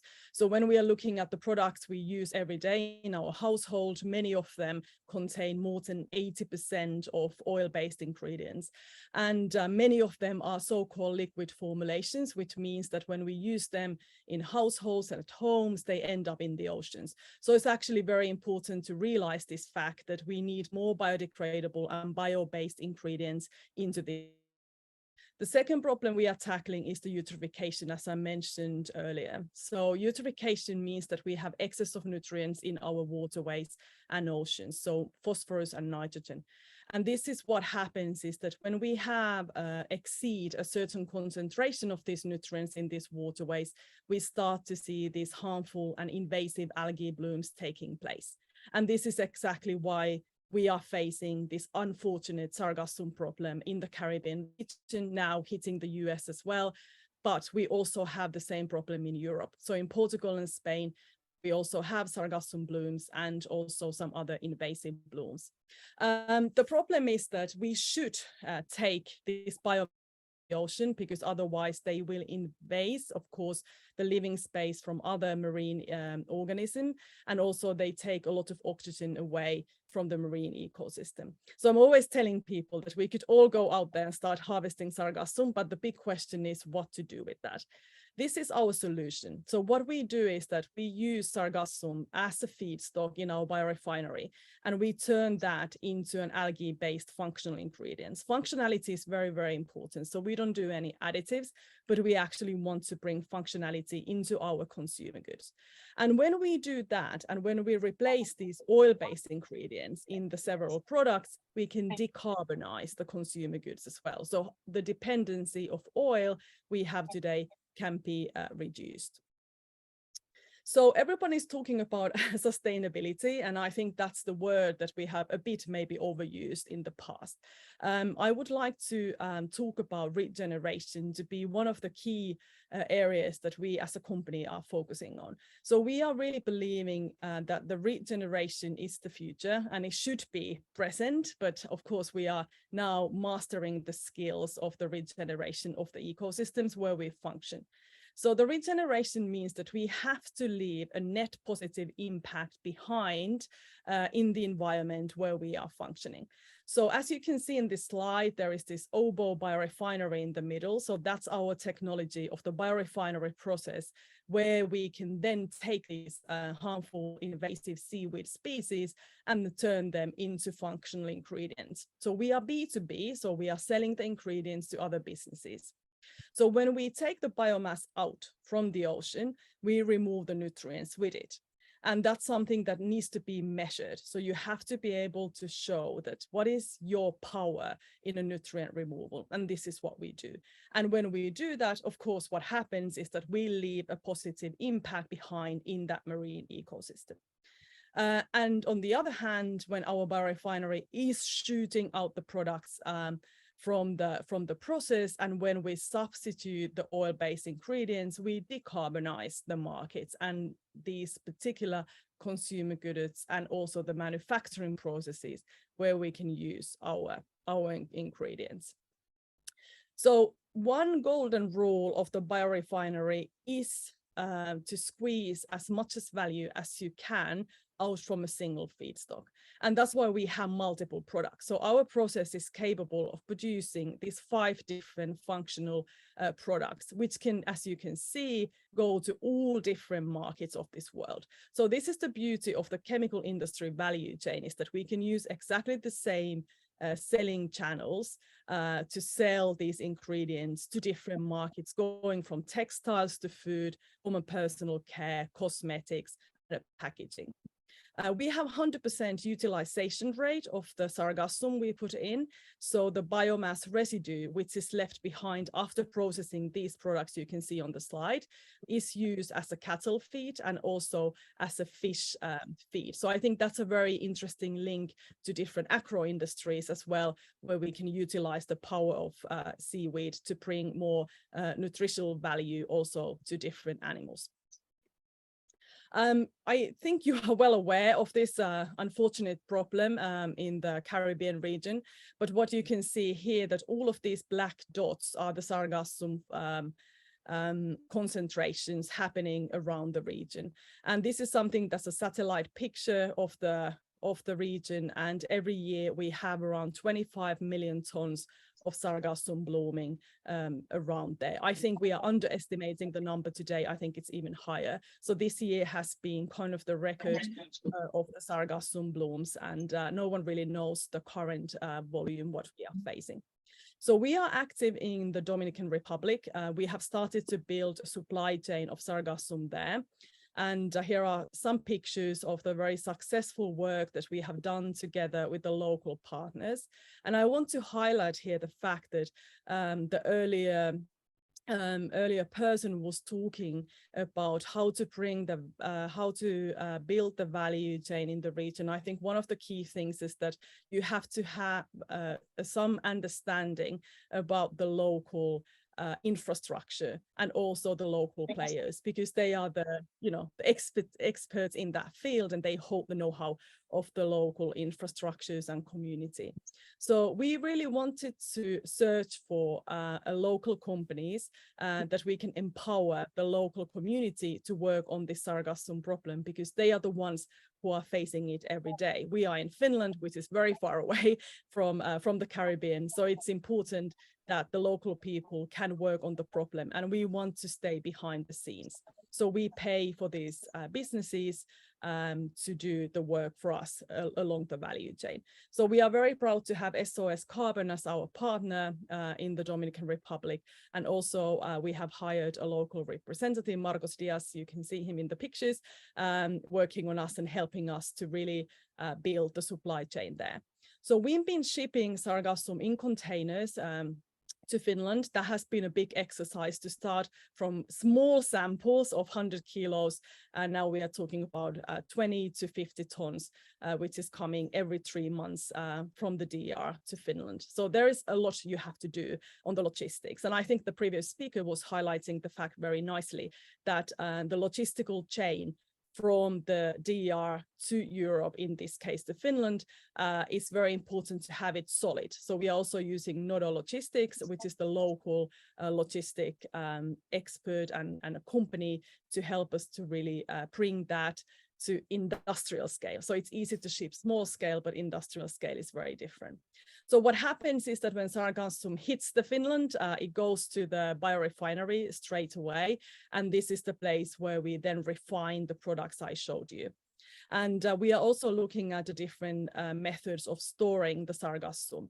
We started a collaboration last week, actually, with Intech, which is the local private university in Santo Domingo in the DR, so that they will have the know-how to analyze the sargassum for us. So we will also bring the quality control know-how into the country, which I think is very important to educate the locals as well. So there will be more knowledge sharing, and they can benefit as a society for this about this information.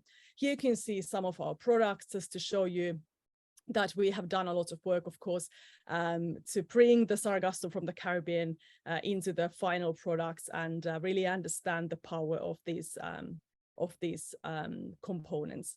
So the roadmap we have had in the Caribbean has been a long one, in a way that we started the supply chain development in 2021. The UN was playing a big role here because we won the Global UN Innovation Challenge in 2020, and the UNOPS basically stepped in to help us to have first contacts to the region. The future looks bright, but it looks also that we need to have a lot more information about sargassum as such when it comes to harvesting it.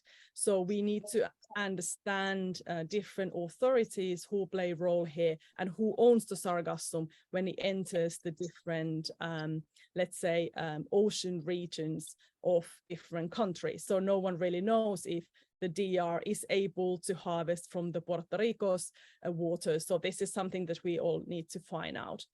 We are building the industrial scale supply chain as we speak. The next big shipment will happen in August, and we are doing a lot of work on that. It's still not solid, but it still needs a lot development. And we are looking at investing into a biorefinery in the Dominican Republic in 28, 29. So we want to build this business in locally, because this is where the biomass is, and the biorefinery always needs to be there where the biomass is. And that's why, of course, the DR has been a very important partner for us to build this supply chain and basically source us with sargassum so that we can do the scaling up here in Europe. And we will build our first biorefinery here in Finland in 26, and the second biorefinery will be in the Dominican Republic, and it's investment around 150 million euros. We are launching the first products this year. So actually next week will come a first product out with one of the big brands in Europe. And this is a slow way that we can basically show the power of sargassum turn into a very useful products in European markets first. And of course, as we are a small company, we need some time to expand and ramp up, of course, the production as well, because this is a volume business, and this is where we want to head. But I'm not going to take more time. Thank you very much for this opportunity to talk about this value chain that we have built and are still building. And I'm very happy to answer any questions you might have. Thank you very much.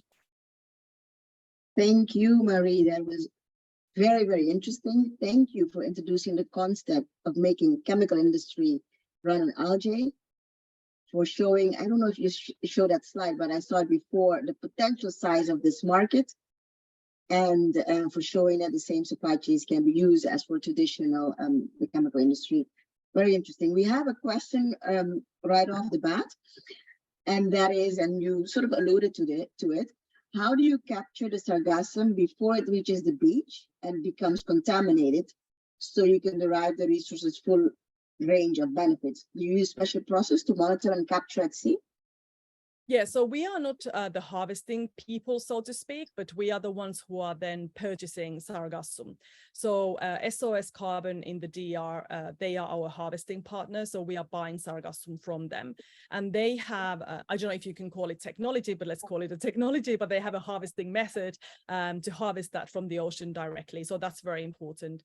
As the sargassum problem has hit Punta Cana very hardly and heavily, so they have invested a lot of money for the barriers as well. So that, of course, is enabling us to get the sargassum from the ocean. So that's our target, is to get the sargassum from the ocean. Very good, thank you.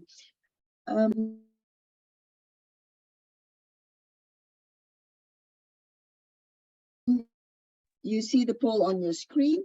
You can go ahead and answer the poll. Thank you very much. There is, I also wanted to ask you if you want to know more about the EPA CARIFORUM arrangements, you can email the EU delegation. I think the address is also in the chat. If my colleagues could again repeat it in the chat. We open the floor for more questions and answers. We have another question, actually one for Marie. Marie, can you put your contacts in the chat so people can contact you? That's one. And then we have another question generally about cocoa in the question and answer session. How can the EU assist in rehabilitating 50,000 hectares of fine cocoa? Is there someone that can answer that question?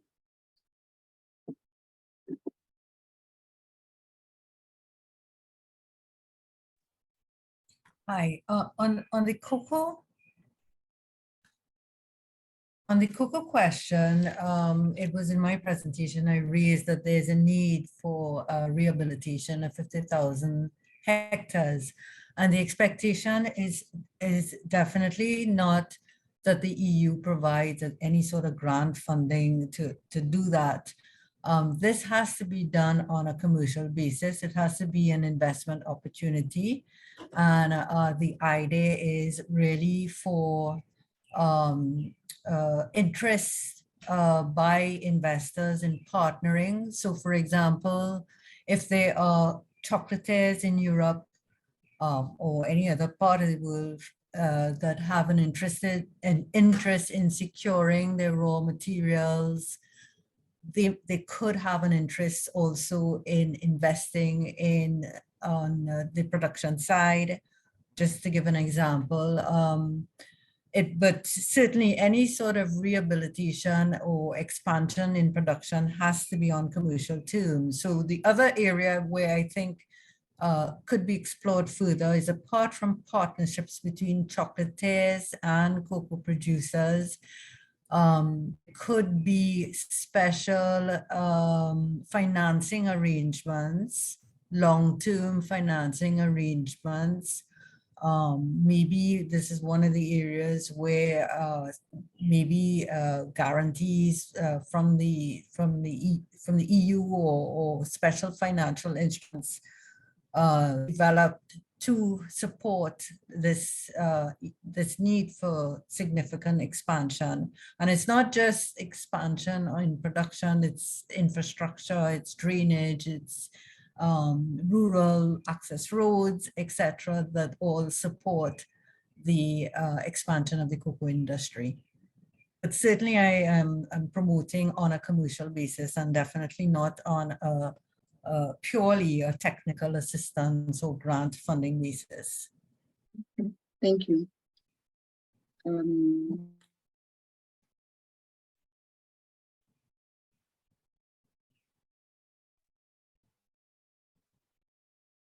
Okay. There were some questions from Marie as well. Yes, I'm looking at it. Yes. Marie, one more question for you. What are you seeking in local partners? Do you have plans to license the biotechnology? We are planning to build the biorefinery ourselves in the Caribbean. So, of course, what we are looking at is the investment for that infrastructure. And currently we are looking at partners for the value chain. So when it comes to harvesting of sargassum, and of course the logistics as well. Okay, thank you.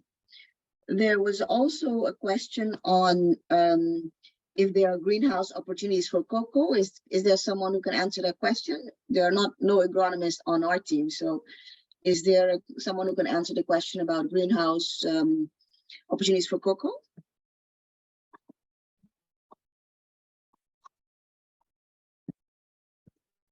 Well, perhaps I can make a comment. My company's been involved. We own a cocoa estate. We've done rehabilitation in Trinidad and Tobago, and we developed value-added products, and I will make a presentation later on. There is a potential for carbon credits potentially in this area, and it's something that we are discussing in Trinidad and Tobago, in both the cocoa and the chocolate industry. I don't think it's a major driver behind your revenues, but it could be a supplementary income. For, depending on how you maintain and the forest and so forth around the estates. Yeah. Okay. Thank you, Lars. Thank you for that. And Lars is in the next breakout session. He's going to be the one making the introduction. There is another question here in support of Marie-Louise's Norton's comments. Belize would be interested also in joint ventures to rehabilitate the cacao farms in Belize. So expressing Belize's interest. So if there's any uptake on that, please go ahead. Good. I think we have, if I do not hear from my team, I think we have addressed all the questions at this point, that we can go to the next session. We are a little bit over time. This is how it's going to work. We will move to the sectoral breakout sessions, where you will have the opportunity to hear from EU investors on their experiences in the region. This is the time to connect with other participants, share opportunities for partnerships, and discuss challenges that you encounter in your specific sector. We've asked each speaker to touch upon the following in his or her introduction: briefly introduce their business, briefly outline the business opportunities in the sector from their perspective, explain something about their experience with the EPA, and lastly, number 4, to comment on the need, search, or experience with investors and partners in CARIFORUM. The speaker will provide a 10-minute introduction. This will be followed by 15 minutes of live discussions guided by a facilitator. 2 minutes before the end of the session, there will be a countdown, after which the session will end abruptly and you'll be moved back to the plenary session. So for closing remarks. So now may I please request that our IT support technician move everyone to their preferred breakout rooms. And I will see you in a bit. Thank you very much.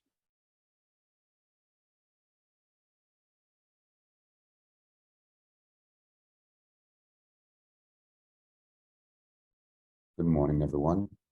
My name is Noel Watson, and I'm going to be one of the consultants on this project. So I'll be facilitating this session, working along with Simon Shaw, who is going to be the presenter. So Simon is going to start off with a brief presentation, 10 minutes, explain what he's doing. And I think he's doing work in Guyana and shrimp. And then we will open the floor for discussion on his presentation, but anything at all that people want to raise in the area of fisheries. And even if we can't answer those questions, we'll try and get them to the persons that that can answer. So Simon, are you here?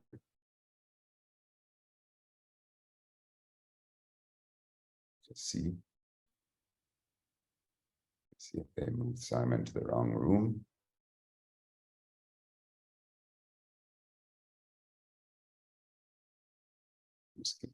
Our presenter is not here yet.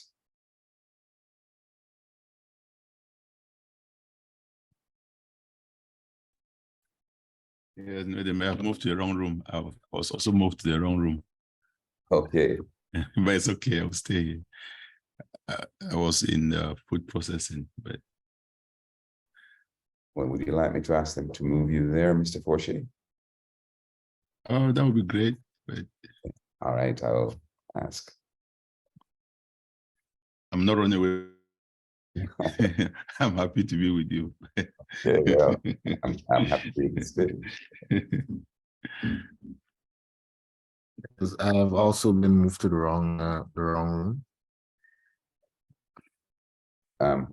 Let's see. Who is that? Drexter Charles. Okay, Drexter Charles. Where do you want to go to, Drexter? If I'm not mistaken, I saw fisheries, supposed to be agriculture. Oh, you're supposed to be in agriculture. Okay. Hello, sorry, this is John Quayle. I'm also supposed to be in food processing, so I've been moved to the wrong group. What was that again, John? It's John Quayle from Springboard. I should actually be in the food processing group. Okay, so both you and Dexter should be in food processing. Thank you. So I think at the bottom of the Zoom, there's a breakout room tab, and you can press that and then join the room you want. Okay, thanks, Todd. You're welcome. Okay, thank you. So it says breakout rooms, and Thanks. Welcome. Beautiful. We should bring you on board for technical assistance, Todd. Well, I'm quite good with my phone. Simon there now? Simon, I'm still looking for Simon. Yeah, I went back to the main room and I told them to look for him and to make sure he comes into fisheries. Yes,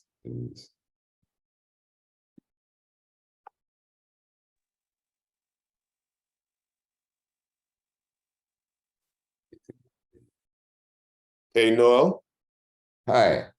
I just spoke to Simon on the phone. He had to change. The internet kept dropping, so he came over to the cafe. He's signing in now. He's signing in now. Okay, thanks for that, Yannick.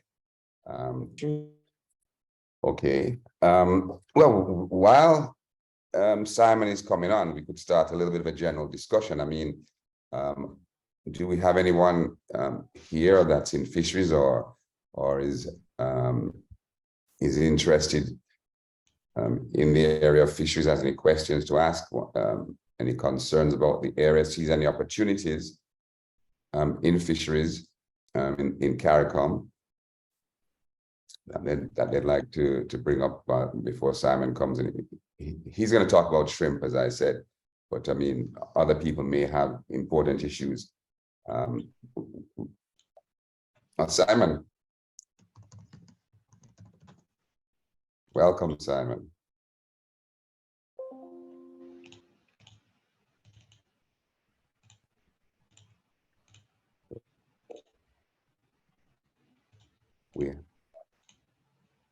We have with us Mr. Simon Shaw. He's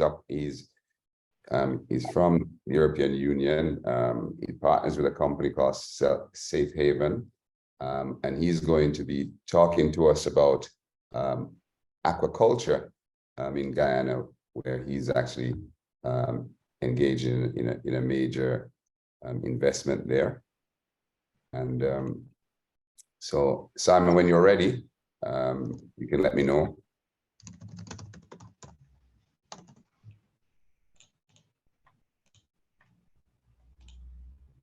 Yeah.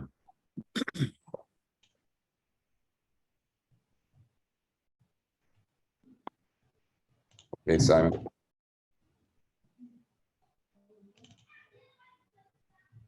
Okay, while Simon is getting ready, does anyone have any particular issues that they'd like to raise about fisheries in the good morning. Good morning, yeah. Hi, good morning, Margaret Ventura from Belize. I heard you mention about the presentation coming up on shrimp. I just wanted to say that it is probably regionally known that Belize is a big producer of shrimp, but has been experiencing a number of problems with the farms being affected by disease. And also another challenge that we have had is with the type of feed that that works best in these farms. And I know also that we've been importing feed, and so I also was interested in whether there are some advances in that area. And in fact, I do believe that we can produce our own feed if we have the right resources. So I just wanted to mention that. Thank you. I'll actually ask Simon to address that one when he, after his presentation. Simon, are you ready? Yes, I'm ready. Can you see my, can you see the screen? I think I'm sharing it. Thank you very much. Yes, we are seeing it. Okay. Good morning, everybody. I'm sorry I'm late. We had a few problems with the internet this morning, which is one of the challenges we face in Guyana because the infrastructure is, let's say, developing. So to go on to the shrimp market, the shrimp market is a lot bigger than many people realize. So in 2022, last year, the global shrimp market was around $30 billion US, and it's predicted to be around about $75 billion by 2028. So it's growing rapidly. And if you look at what happened in Ecuador, for example, their shrimp industry has grown very, very fast over the last 10 years. So before we started farming in Guyana, we looked around the world at what the various fishing aquaculture practices were. Because the Guyanas are one of the few countries in Central America and the Caribbean that don't currently do commercial fish farming, we wanted to make sure we got it right. So we went to visit Panama, we went to visit Colombia, Suriname, we talked to people from Ecuador, and we concluded that the best fishing practice was the same as Indonesia. Guyana is on the same latitude as Indonesia. It has a very similar climate to Indonesia, so we selected a semi-intensive or intensive method for farming shrimp. So you can see from here, this is a survey done by a company called Hatch, where they looked at the different fishing practices. And you can see here that with a stocking density around about 130 larvae per square meter, you can get 23 tons per hectare per harvest. And we would expect 4 harvests per year in Guyana, so that means around about 90 to 100 tons per hectare. One of the big factors about Guyana is that it's closer to the EU than any of the major shrimp producers, being Ecuador, India, and Vietnam. A lot of people ask us why we're aiming to sell to the EU, and it's simply this, that we're closer to Europe, and that Ecuador, India, and Vietnam can fight over who supplies the United States. So there's a strong rationale to make sure that our farming practice, that our health certification is European-based. So the benefits of Guyana are that you have a very stable environment.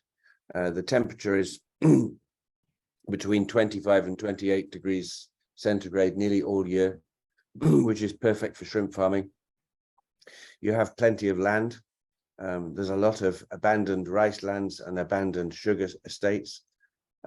So even rice lands which have been flooded as a result of climate change, those lands can be repurposed to be shrimp farms. So the other benefits of Guyana is we have very strong support from the government and the Ministry of Agriculture in particular. They see it as a priority to develop the shrimp market. So we're one of the first, let's say, pioneers in the shrimp market. So we've been the benefit from support from the government. So, So the challenges in Guyana are, of course, access to finance. The banks are, let's say, a little bit wary about lending to agricultural projects. They have lent in the past and not had the greatest experience. So finance is quite a problem. The other problem we have is access to personnel and access to laboratory facilities. So we actually bring in personnel from Southeast Asia, and we have been sending things out to laboratories in Peru, in University of Arizona. So that's something that has to be developed. And as one of the previous speakers mentioned, is the feed. We buy our feed from Panama. So in the long term, that's not sustainable. We will have to find a way to manufacture feed in country, but we're a long way off that. And the other thing is the cold chain. There are very limited cold chain resources currently in Guyana. So we simply don't have enough capacity to export our produce. So this is another area which we'll have to work on. Having said all that, we believe that aquaculture is a real opportunity for the Caribbean. In fact, we're working with the government of Barbados, again with the government of Guyana, to develop a shrimp farm there. We've started up the first shrimp farm about a month ago. So they have shrimp in their ponds in Barbados, and hopefully in another 2 months, we'll be able to harvest those shrimp. So just that was the gist of my presentation, but just quickly for the interest of the people, I'll just go through what Hubu Aquafarm are doing. So as I said, we have a mission statement, which is we will not use antibiotics. We'll go for EU certification. We'll be recycling all our waste as fertilizer for horticulture, and we'll be looking to recover the chitosan from the shrimp shells to make packaging materials. So we have a hatchery near Parika in Guyana on the Essequibo River, and we have a grow-out pond further up the Essequibo River. So this is our first hatchery. This is the first hatchery, I believe, in the Caribbean. Most of the suppliers in the Caribbean procure their larvae from Florida. Again, we don't think this is sustainable in the long term, and the logistics of transferring larvae from Florida is fraught with problems. So we're using a mixture of above ground ponds that you can see here. These are very, very simple to erect. They take about a day each to erect. These are 40-foot diameter ponds. And we have at our farm in Hubu, we have 600 acres where we're building earthen ponds. So these are the earthen ponds. You can see here, these ones, this is a couple of months ago. These ponds are aligned with polyethylene, and we're waiting for some good weather to line these other ponds. So then we will have 12 acres of farm in operation. This is the operation in Barbados. You can see here we brought in the shrimp from Florida. We kept them in an observation pond for about a week, and this is when we transferred them from the observation pond to the main pond. We were quite fortunate; they'd grown and were quite healthy, and we had no mortalities. Again, on our farm, to use the waste, we're going to be building 4 acres of climate control greenhouses. So all of the liquid and solid wastes will be used in here. As it's quite a large farm, we'll be using agricultural drones to feed the shrimp. Again, because of the shortage of labor, we have to automate as much as we possibly can. And as I mentioned, from the shrimp shells, we'll be extracting carotenoids and the chitin and chitosan, which we can make packaging materials. So hopefully our shrimp will be packaged in their own shells. Another thing we're doing is we have done quite a bit of research on different algae cultures. Again, the reason is that we want to inoculate the ponds with algae, not just to feed the shrimp, but also to reduce our carbon emissions, because the algae absorbs quite a lot of carbon. In fact, an algae pond, a pond inoculated with algae absorbs about 20 times more carbon than a forest. So it's a very good way to make our operations net zero. Again, we'll be processing our own shrimp on site. This will create quite a lot of employment in the local community. Our community is quite remote, and so employment opportunities are few and far between. So this will be welcomed by the local community. And again, to address the concerns of the previous, we want to build our own feed plant. We just cannot see that moving large quantities of feed around the planet is a good idea. So we're looking at building a modularized feed plant on site, and we're also looking at the possibility of using single cell protein. Guyana has the benefit of having some natural gas, so we're hoping to take some of that natural gas and turn it into a synthetic protein for use as feed. So that's the presentation. Thank you.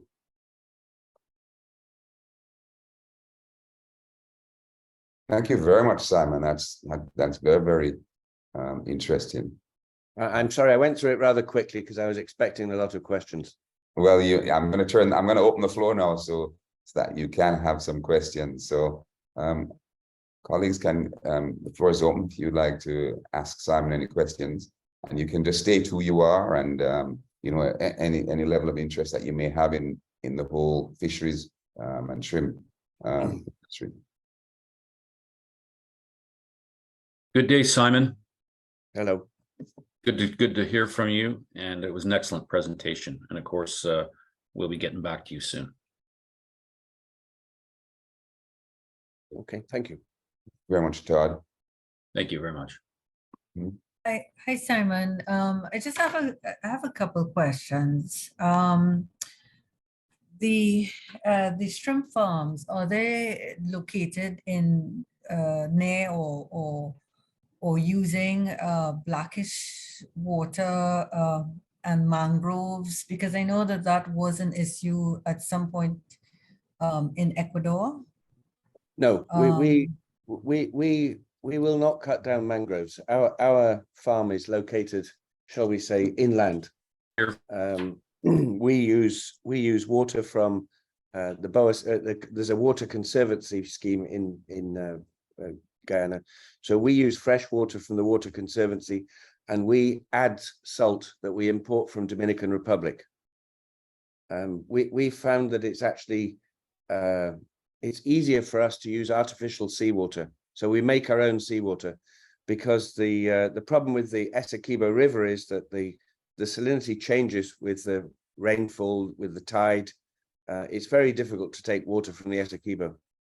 The other thing is that the water from the Essequibo or the sea, there's a very high sediment load. So, treating that water is quite difficult. We have to add chelants, we have to filter it. So we actually find it simpler to use fresh water from the conservatories, which is essentially rainwater that's been collected, and we add salt. Interesting. Thank you. And we one of the things that we would never advocate is there's absolutely no need to cut down mangroves in order to do shrimp farming.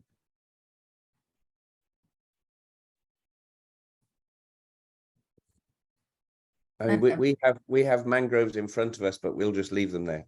Yeah, and just on a related question, what is sort of like the minimum size that could make an inland shrimp farming viable? So Well, the minimum size. I mean, it's really it's governed by what you want to do and how much you have available. There is a gentleman here who is actually growing shrimp in IBCs. He's got 5 IBCs, these plastic bulk containers. So he has 5 of these in his back garden, and he's growing shrimp in those. So there is no real minimum size. I mean, I think for the commercial reasons, I think that the minimum size that we would consider is about 10 acres. But having said that, the farm we're doing in Barbados is 2 acres. I mean, it's a pilot scheme. It's being used to train people. But once we've got that project up and running, we're looking at doing another 10-acre farm in Barbados. But there's no minimum size. Yeah, not to dominate the conversation, but I know there's supposed to be significant efforts in the rehabilitation of quarry lands, and consideration has been made to rehabilitate. I mean, among reforestation, also with regards to aquaculture, with quarry lands. Well, the only problem with quarries is that you're dealing with rock, so it makes your civil works much more expensive and difficult. The ideal place is on clay soils. So for us, the best place to go is rice land that's been damaged by flooding, because we can rehabilitate the rice lands quite easily. I mean, one of the problems we have in Barbados, for example, is that every time you dig a hole, you find limestone rock. And underneath the limestone rock are a lot of limestone caves, so that there have been ponds that have actually collapsed into the limestone caves.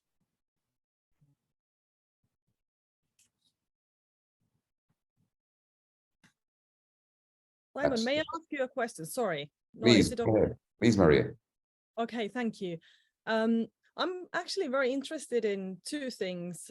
First being the shrimp feed that you mentioned, as I don't know if you heard my presentation earlier, but we have this biomass residue which is left behind after the refining, and we use micro and macro algae as a feedstock, and we'll be using that residue as a cattle feed and as a fish feed.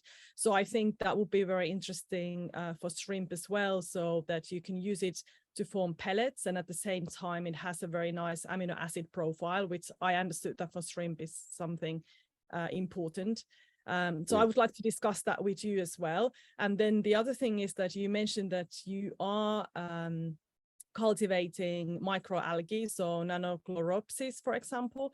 Do you measure how much of nutrients you actually remove with the cultivation? Because that's, I think, is a beautiful thing. What you have is that because the shrimp farms are, of course, producing quite a lot of nutrients, so as the fish farms as well. And I think the combo of having the algae cultivation within the let's call them a wastewaters, there has been a very interesting studies around that as well. So if you can comment on the nutrient removal capacity of the microalgae and stuff. Okay, sorry, just a warning that in 30 seconds we'll move back to the main room. So this we have to wrap up. Okay. Okay, I'll be very quick then. So the first concern we have with the sargassum is that when it was measured in Barbados, they found that it had quite high heavy metal content, particularly mercury. So that is one concern for us, because the mercury will bioaccumulate. The second one is that the most promising algae that we've found is actually Chlorella vulgaris, because the chlorella not only has a very high lipid content, it also sequesters more CO2 than Nanochloropsis, for example, about 3 times more CO2 accumulation than Nanochloropsis. I mean, we're not at the end of this. We only started this research into algae last year, so we wouldn't say we're experts. We have a long way to go. Culturing algae is a lot more complicated than it first appears. We know so, that. So anybody getting into it, beware. It's a hole where you pour money and you get green slimy liquid from it. Yeah, I would like, Simon, if we could have a chat about the sargassum, because in our case, it goes through the refining. So the problems you mentioned, they are basically eliminated from the residue. So if I can just send you a mail, so maybe we can have a chat. Sure. I mean, I think the organizers have my mail. Please feel free to contact me. We'd be very interested to talk to anybody who can help us make our operation more sustainable. You know, we were actually looking at trying to make a packaging material from sargassum, because we want to, you know, our idea is we make trays out of some bio waste, and then we use the film made from chitin to pack the shrimp. Perfect. Thank you. No problem. We have about 1.5 minutes. Does anyone else have anything else for Simon? Just to say thank you for your excellent presentation, and like Marie, will be in touch separately, but I think this has been very beneficial. Thank you. Thank you. Well, we hope that this is something that can go some way to solve the protein problem in the Caribbean, because you know, chicken and beef are not really sustainable when compared to shrimp. My name is Denise Leander. Hi, Simon. Good presentation. I was actually going to ask you about your employment issue that you have and how you think that would be, how you could solve that, given that you're in such a remote part of Guyana. Well, our employment policy is that we are first trying to recruit single mothers. The reason for that is because they turn up to work every day. And there are a lot of single mothers around where we are. So we're actively trying to recruit at the moment. And we've been, I think we've been quite successful. I think our staff we have very good people working for us now, but it's taken a long time to get these staff, a lot longer than we expected. It's one of our critical issues. You know, biosecurity and staffing are the 2 things that we have to be very careful about.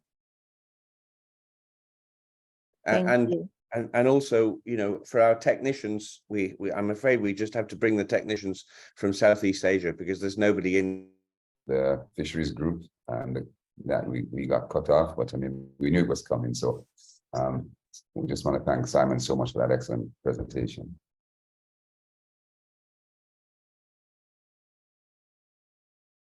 Well, I'm Gregory Robin. I worked with the Caribbean Agricultural Research and Development Institute for a number of years. Worked in Jamaica, Dominica, St. Vincent, Antigua, and Barbuda, St. Vincent, the Grenadines, Barbados. Basically a crop researcher. Crops were root crops, tree crops, and did a lot of molecular work with the root crops also. I am now retired and functioning as a consultant, and I operate out of Dominica.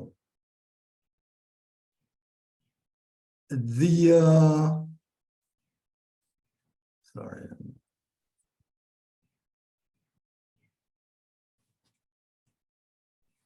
I am supposed to give a presentation on the agricultural section.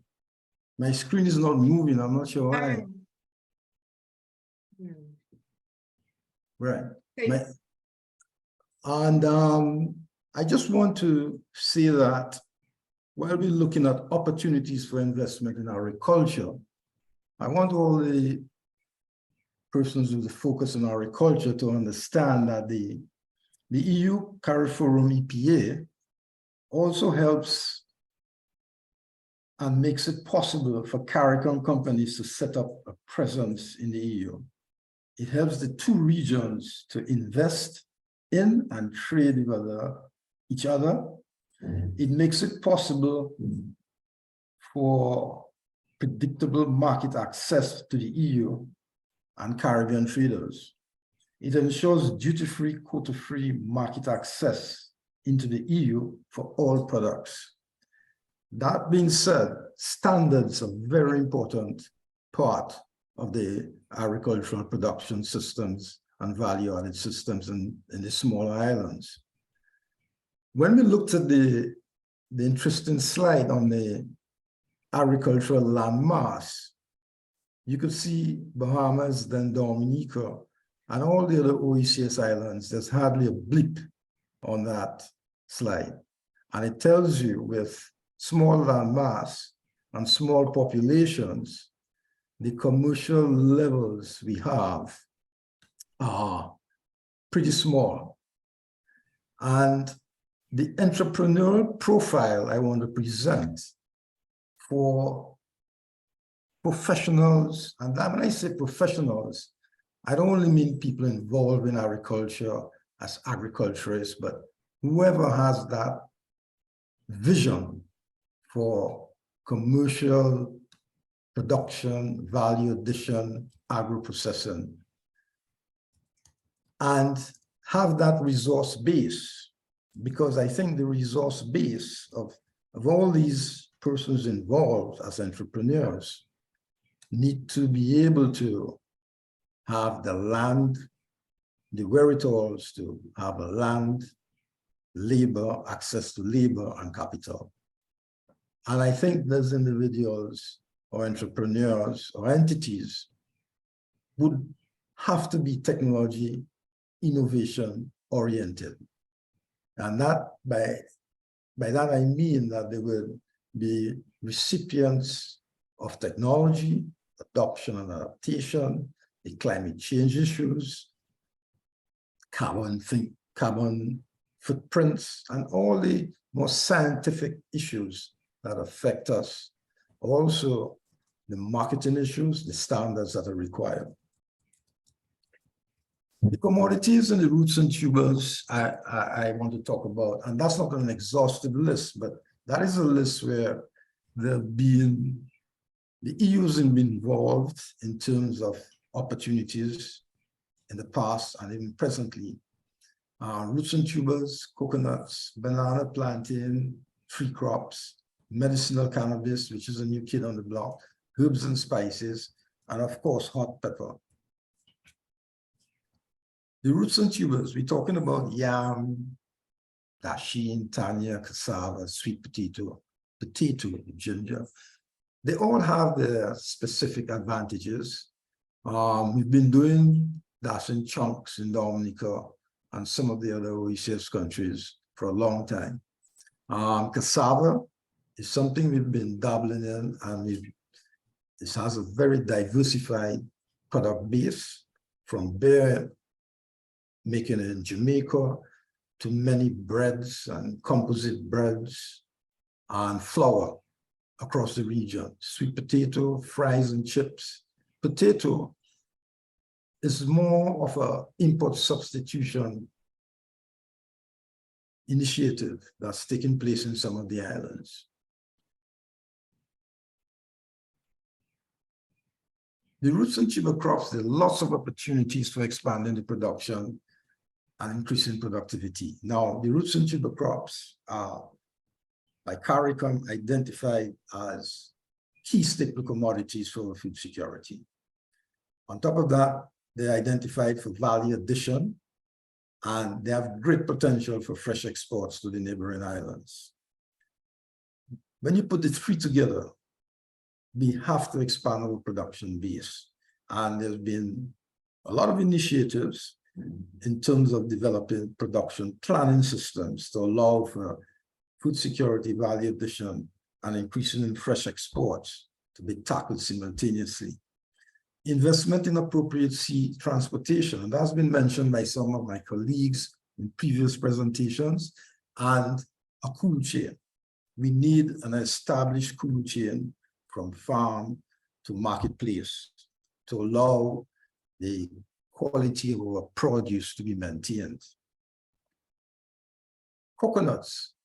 Presently, there's an EU CARIFORUM coconut project, industry project ongoing, which is implemented by CARDI and the ITC, International Trade Center, in collaboration with the Ministries of Agriculture in the CARIFORUM countries. But while that project has provided a lot of training, insights into commercialization, the industry has realized its focus has been on water and oil, and all the conditions of food security has been put in place. The key component is expansion of acreages and having clean planting material. That is not readily available in most countries because of pest and disease, or in the case of Dominica, wiped out by Maria, and in Bahamas, the recent hurricanes.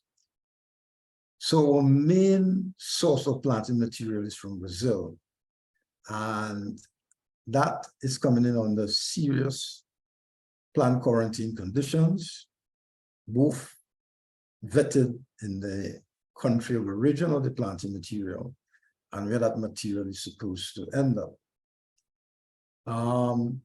Private nurseries are very important in this venture because the ministries in the small islands cannot support that expansion drive by themselves. And the investment in private nurseries as the countries expand has to be simultaneous or even not before the planting material arrives. Value addition in water and oil is a known process and it's ongoing, and that will expand based on the acreage expansion. There's also great room for the value addition of byproducts, and that coconut project has shown a range of byproducts we can get from coconut husk. If you go through the islands, you'll see vendors by the street side, and you'll see heaps of coconut material that often is dumped in landfills or other areas that I wouldn't want to mention. But this is valuable material for byproducts, for mulching in agriculture, for fiber, for charcoal, and there's a range of products we can get out of that. Banana planting. We've been known to be purely exporters, and it's just amazing that over the years that the Windward Islands and Jamaica have been exporting bananas, we never really exploited value addition, and probably that wasn't our mandate then. But now I think we have that urgency across the region to deal with value addition, and ripening is an ongoing process. Chips is another ongoing venture. Fiber, I think we haven't really gone into, but the pseudostems go to waste, and that is a very important source of fiber and a good opportunity for EPA partnership investments. Regional exports, I think here we need to have the green banana exported and the ripening done in the country where it's going to be received. Exporting ripe bananas or half-ripe bananas is very risky. So the suggestion is we invest in operations that are ripening operations in the countries that are prepared to receive the bananas and put out on the market, similar to what happened in Britain when we had that trade. In citrus, in the tree crops, citrus, avocado, cocoa, coffee, pineapples, guava, tamarind, to name a few, have all been undergoing acreage expansion. And that has to be supported by certified propagation facilities to avoid the continuous spread of diseases. And that is a pretty costly investment because you have to have sealed off mother plants growing in temperature controlled greenhouses to ensure there's no vectors entering, and also, you know, larger propagation facilities, they have to be virus free and vector free and whatever. So there's a huge acreage expansion drive.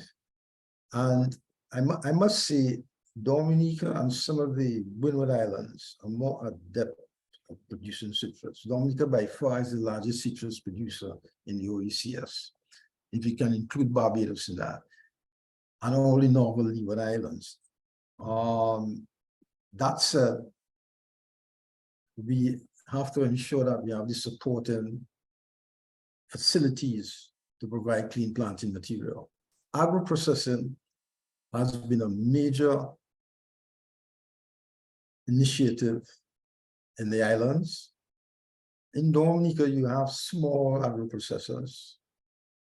I would say medium to small, small to medium, more cottage type industries. There's no large outlet to really take in large quantities of fruit and do juice concentrates, which can then be used in Tetra Paks and bottling and various forms on the markets. Fresh exports is also a thriving market. Again, we need the support in shipping facilities to ensure that the commodities are wholesome when they arrive on the market end. Medicinal cannabis. This is a picture of Canna SVG in Georgetown, St. Vincent. And that's on the left is Minister Saboto Caesar and some of his colleagues from other islands. Dr. Robin, may I just say that we have less than 10 minutes. The approximate cost of that investment is $200,000, and that will include acquiring. No, sorry, excuse me, if I may just to say that we have about 7 minutes left for the whole session. So I will invite those who wish to ask some questions to do so. But just to wrap up. To do so through the chat as well. You may write your questions through the chat, and also, so you know, this presentation will be shared as well. You may proceed, Dr. Robin. For medical cannabis, as I was saying, this includes appropriate genotypes, greenhouse facilities, fencing, cameras, post-harvest facilities. But that has significant returns, significant investments, but significant returns, and it has to be certified. Drying facilities for herbs and spices, sorting facilities, packaging facilities are key investment areas we need. And for hot pepper, we had thriving industries, but due to hurricanes and heavy rainfalls, we've had our production base more or less destroyed. So acreage expansion, fresh exports, production of marsh, hot sauce production, dried pepper products are key areas that there could be partnership investments for the production base to support. Thank you. Thank you, Dr. Robin. So I will invite those who would like to intervene, maybe to present themselves, present their businesses, and also if they have any questions, or if they have identified, if you have identified other opportunities, maybe in your region, what your experience has been with the EPA, for instance, as well. If you have any need, if you're searching in search of, say, investors or partners, please, the floor is yours.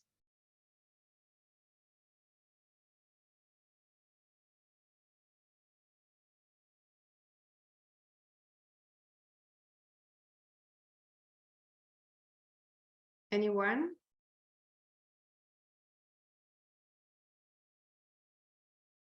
Looks like everything was clear from his presentation.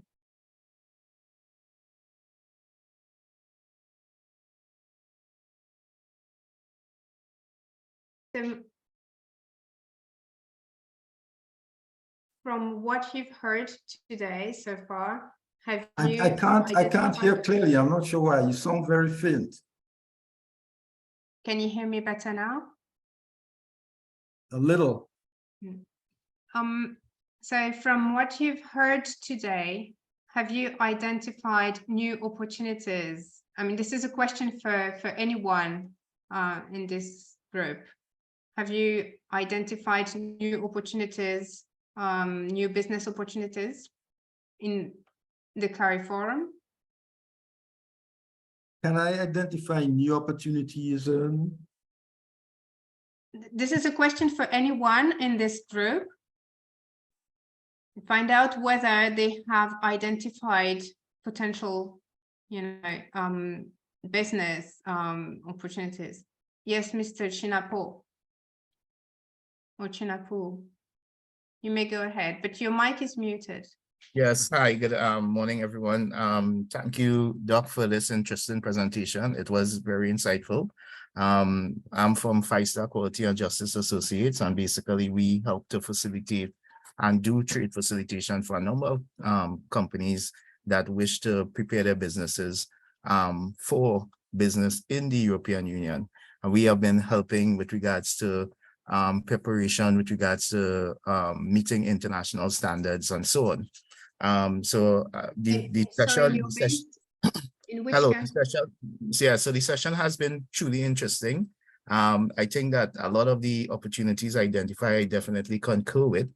Of course, earlier we would have heard from the CARICHAM the importance of preparing companies and improving companies' readiness to not only do business, but to also meet the standards required by the various markets. So I'm just commending the session today, and would also probably like to hear more about what types of additional support will be provided to companies and organizations to help them with navigating the standards landscape. The other thing that I will also probably want to put on the floor is that I agree with Dr. Robin in relation to the opportunities in the circular economy and navigating the waste materials that come out from all of these different products. Again, in that circular economy type of thinking and landscape, I think that there's a great revenue potential also to create new small and micro enterprises, and to also generate economic activity in marginalized communities. So just wanted to commend the presentation and thank you, Doc, for this excellent Where are you based? Oh, so I'm currently based in Jamaica, but I'm from Trinidad and Tobago. So we actually, I was one of the consultant organizations that was trained in the TBT agreement when it was originally signed. So I've been actually working with a number of different organizations to help to prepare them and to facilitate their transfer of agricultural products and services and value added and so on. So I definitely concur with everything that I've heard today, and just wanted to put on record my support for the excellent presentation. Thank you so much. Just to answer briefly, your remark regarding the need for more information on standards, I also invite you to feel free to write to the EU delegation in Barbados, and also so email them your questions basically. Mr. Dia, you wanted to intervene as well? Yes, good morning. Can you hear me? Yes, we can. Okay, I'm Kennedy Dare, Director of RBD Limited, Hampstead Estate, Dominica, a private sector entity. Thank you, Dr. Robin, for your presentation. I see the time has run out, but I'll continue speaking until I guess it ends. Yes, please do. Okay. Yeah, so we are a private sector entity with a completed business plan for addressing some of the opportunities we believe and that Dr. Robin has listed. We traditionally have been in coconuts, and we are committed to replanting 200 acres of coconuts. The justification of that is in place.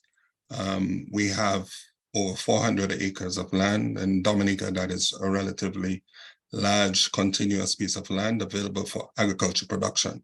Really what we are doing right now is seeking shareholder, stakeholder involvement in the project, because we as an entity, a private sector entity, do not want to be the single sole stakeholder pursuing this, what I consider to be a relatively ambitious project in Dominica. For obvious reasons, given our risk profile, we thought that it's best that we seek stakeholder involvement. So this could be more of a joint effort, private and public sector collaboration.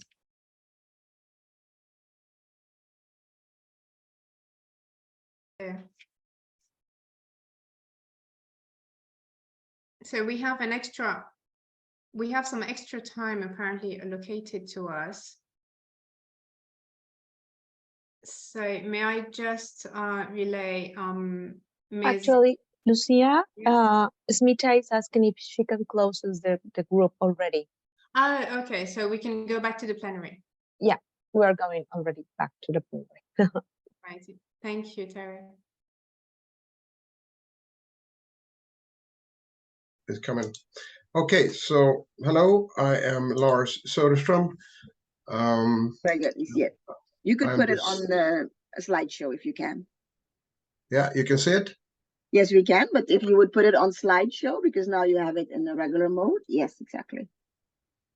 Okay, so I'm Lars Söderström. I'm actually calling you from Sweden, but I'm normally based in Tobago. Basically, what we're dealing with here, we're trying to create a world-class brand, raise the capital for it, and compete with major brands on international markets out of the Caribbean. So this is a little bit unusual, having a startup going for big markets but being based in Tobago. I've created a company and a brand called Tobago Gold Chocolate Rum Cream. So it's taking an old tradition, cocoa tea, basically. So combining cocoa, rum, and spices, and bottling that. My know-how came from owning and rehabilitating a cocoa estate in Trinidad, one of the older ones, and then figuring out how to make it sustainable by developing value-added products. So we get to about 200 times more revenue per cocoa bean than otherwise they're selling beans. So it's an old recipe, 500-year-old tradition in the Caribbean to combine these ingredients. We have, what we've done is then launched this product. We developed it during COVID, basically, just before COVID. So during COVID, we built the company, developed the product, built the value chain. And right after COVID kind of started easing up, we launched in Trinidad and in Germany, Berlin. We're having very good feedback from consumers and the industry, the spirits industry. There are opportunities, we all know, and we talked about this. We are natural resource rich, climate with high growth rates, the culture and the history and the beauty of the region. We have potential to not just sell beans, but to do value-added products. There's a lot of creativity, versatility among the populations. Labor costs, service costs are low by international standards. We have a lot of challenges. So we heard about infrastructure. My own country, where I'm born, Sweden, we're actually an island if you look at it, but we solve the problems with ferry boats mainly. But in the Caribbean now, we are very much financially underserved. It's very difficult to get foreign investments or growth capital. We have the problem of high cost of capital by international standards, the interest rates by the bank. The stock markets are inefficient and for exits and very small by international standards. We have the logistical challenges. we don't really have a history of a lot of entrepreneurship going for export markets. So recruiting skilled people who know about setting up distribution, partnership, value chains in foreign markets can be hard to find. Productivity in some areas are low. On the other hand, in services, I would say we're pretty good. But there are solutions. So for instance, we've been trying to tackle how do we have, because we have a lack of funding. Well, we've been raising capital both locally and also in Europe and the United States. And we formed a corporation then in Holland, so that investors end up with hard currency shares. And 100% of our revenues is in euros. Then to solve the logistical problems and not ship water across the ocean, we have set up partnerships. So we are assembling our product in Holland. We designed it, managed from Trinidad and Tobago. We basically built a hybrid organization so that 60% of our labor is in Trinidad and Tobago, and the rest is in Europe. 70% of our company is women. Our chairman is a woman. 95% of the ownership is Caribbean, and 100% of the intellectual property is in Trinidad and Tobago.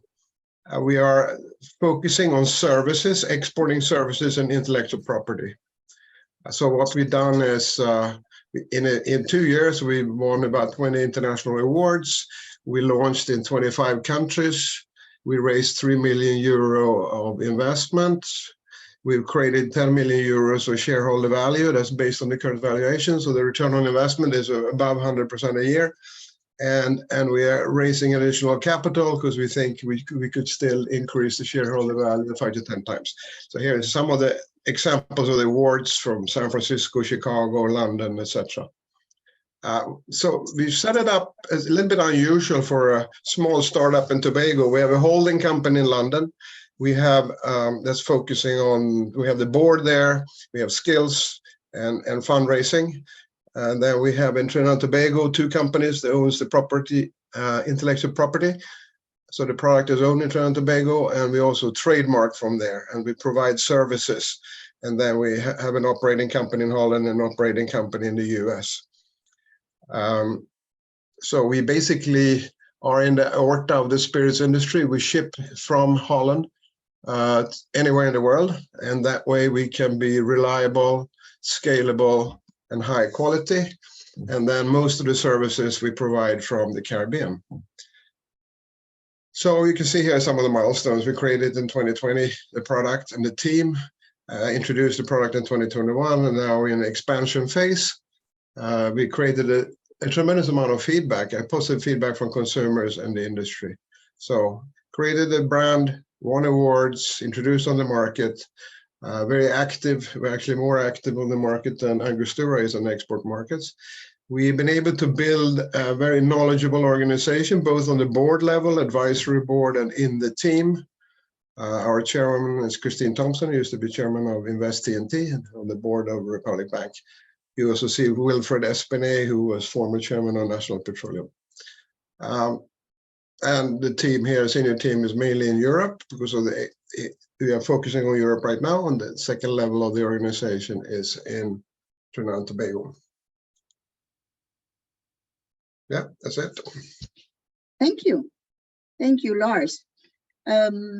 What are the opportunities? Have you mentioned the opportunities that you see basically? Sorry. Yeah, so basically we're a small startup. As I said, we created 10 million US of shareholder values during COVID. And we are just at the beginning of the growth phase. We launched 25 distributors in 25 countries. So we have distribution through the Caribbean, well, only in Trinidad and Tobago right now, we're about to expand in the entire region. We are covering Europe quite well, Singapore, Hong Kong. So we're going to grow both vertically and horizontally. So high growth rates with very good margins, hard currency. Very good. Oh. Investment is what we're trying to do. And if you're able to do that, then the big brands will acquire you. So that's how the investors and the team are all shareholders, investors, and everybody's trying to go that journey. That's how the industry works. So there's a good investment opportunity to build a world-class brand. So we already, that's the opportunity in investing in Tobago Gold. We also own a cocoa estate and land and everything. So we have the cocoa rehabilitation opportunity too with some mineral resources and stuff like that. But that's an sister company. Yep. Thank you. Thank you. Let me open the floor for questions or remarks from the other participants in the breakout room. Any questions, remarks? I can just add one thing. I'm part of trying to help the fine chocolate industry solve some of the hurdles. I'm very well aware of what's going on both in the cocoa rehabilitation and also in the budding chocolate industry. So if anybody is interested there, I can connect you. And you know, we have a very fine cocoa research center in Trinidad and Tobago, and the industry we have a spurring chocolate industry here. So I'm in contact with all of them. So I left my email there in the chat line if anybody is interested to get connected or looking for investment opportunities. Yes, you did tell us about the activities around cocoa, also with other multilateral partners, with American universities and other universities about the cocoa. So that's a good one. And we also know there are lots of new chocolate makers in Trinidad. Is that correct? Yes, and I was actually happy to be part of a show in Washington, D.C. at the French Embassy where we demonstrated. None of them are exporting really, because they don't have the scale and investment at this point or the supply of beans, but they'd like to. So the industry needs to have some interventions and investments in order to become export oriented. And I'm part of that discussion, but the consumers loved it. I can say there was people from all over the world and they loved the quality of the products that were showcased there. Yeah, excellent. Excellent. I'm going to give the floor for someone else to ask a question, make a statement. Yes, go ahead. Raise your hand, perhaps, or I think I heard someone. Go ahead. No? Oh, yes, Anne-Marie. Hi. Go ahead. Yes. Yes, hi. I think it's a great story. There are a lot of small entrepreneurs who are involved in chocolate and other things. And definitely story in terms of investment and how you can grow the business if you don't have the capital yourself. I think it would be very inspiring if he can share. I know he said he put his contact in the email chat to share that with others, to basically give them that support. And it's so much needed. You know, because sometimes you have someone with a great product idea, but getting from that step where you have a good product to getting out there, getting it exported, getting it ready, and actually taking it to that next level where you can be competitive is difficult. And whatever support that can be shared, that will be great, because in Trinidad we have persons involved in chocolate production. But I think a general comment, because I'm a food technologist with a state organization working with agro-processors. I see the challenges all the time, lack of funding and that support to reach the next level, to take up that product, you know, from a local scale or a small scale, even kitchen scale, to the next level is always a challenge. So I'm happy to hear of this story, and with this product, it's excellent. Sharing that support, I think, is going to be very beneficial as well, because I think we need to help each other. Yeah, thank you very much. Yeah, I think we are, I don't want to applaud ourselves, but we are being a bit innovative on how we go about this thing, raising capital. We developed a world-class product. We're up there with the best in the world in the chocolate cream liqueur. And we're not just looking at going from Tobago to Trinidad to Grenada. So we're looking at the biggest markets in the world, the biggest competitors in the world, and defining the opportunity and attracting investment in doing so. And some of the people from Campari and Pernod Ricard who works for us said, we've never seen a new brand generate this amount of interest in such a short time. So it proves the case that you can be located in the Caribbean, think big, dream big, and partner up with people overseas, find know-how to incubate when we don't have the know-how, and that know-how can be infiltrated into the Caribbean organization. So we have a Caribbean European company who works using Zoom and collaborating daily. So I'm very happy to share some of those things. We got around some of those business hurdles by organizing in this fashion. So I'd be very happy to, talk about it, because that can inspire other young people to think big and be innovative, how you set yourself up for success. And perhaps I may add, one of the things you've done, and maybe the rest of the people can do that also, you've reached out to other countries, to European countries, or people in European countries, to expand your business. So there's a lot of people from the diaspora in Europe where you can actually reach out, because if you're in the Caribbean, it might be a little bit more difficult to sort of target the European market from here. But if you can reach out to the diaspora or other people somewhere else, that would be a good idea. Yeah, so for instance, the first thing I did is I don't know the industry. I developed a product in my kitchen. I need people who know the industry. So I recruited the biggest CEO in the spirits industry in Europe on my board, and I got a commercial director who really knows the industry. So we reached out for help and got support and got a good board. For a small company, having good advisors and a good board of directors. I can tell you that we have now the former chairman of National Petroleum from Trinidad, who did a real favor to the people of closing down the money loose. Anyhow, he said to us recently in the board meeting in London 2 weeks ago, he's hardly never seen so much expertise in one room with the senior management and the board. And we are 15 people. He used to manage thousands of people. So small can be quick, innovative, fast, and reach out for help and partnerships. You can solve a lot of these problems. Right.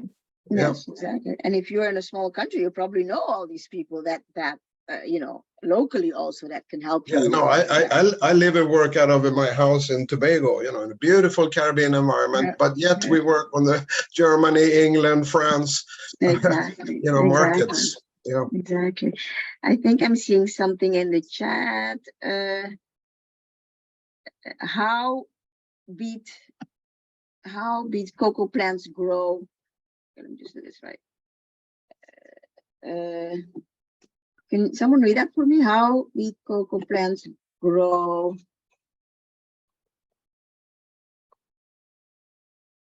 On trees.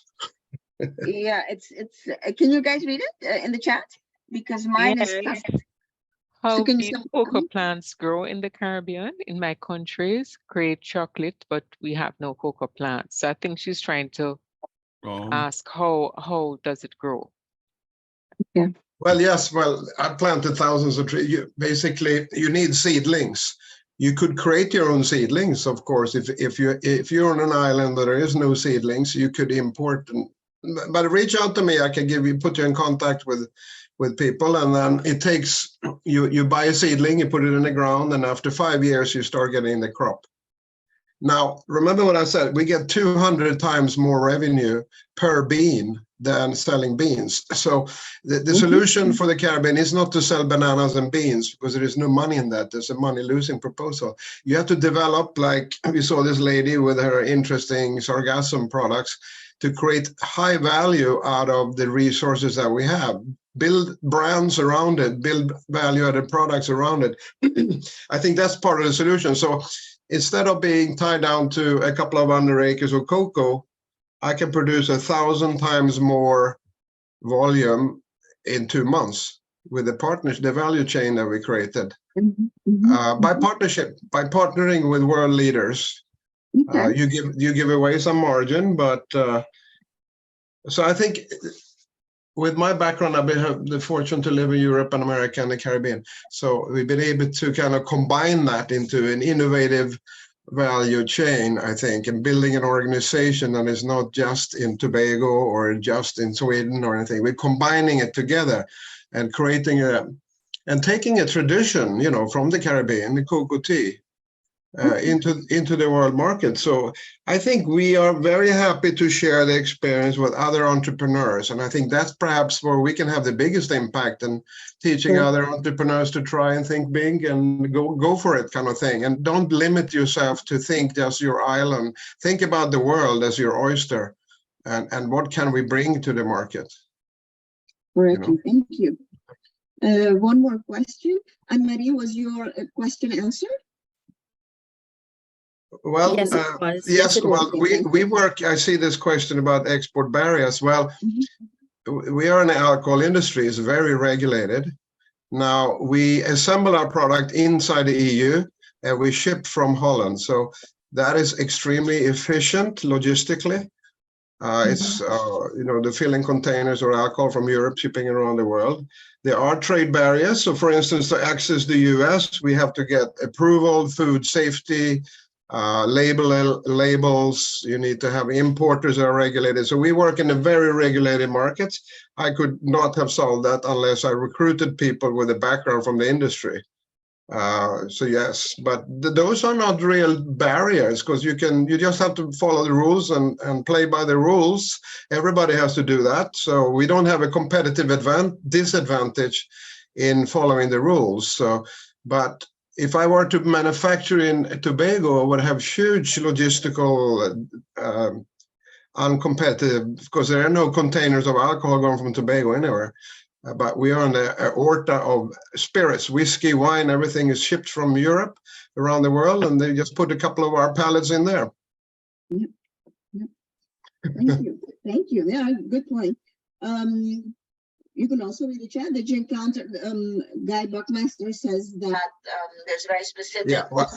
Yeah, I think one of the interesting ideas, we have a soft currency, so you cannot even get money to go to the trade show because they don't have any US dollars in the bank, right? So and the investors who have bought an apartment in Trinidad, made a lot of money, can't get the money out. So what we do is, hey, put your money in our company in Trinidad dollars, you end up with euro shares. So at the next, we are earning euros 100%, which we sell it from Holland. We own it from Trinidad. So we get around that. And then, so if you're a local investor, you get hard currency.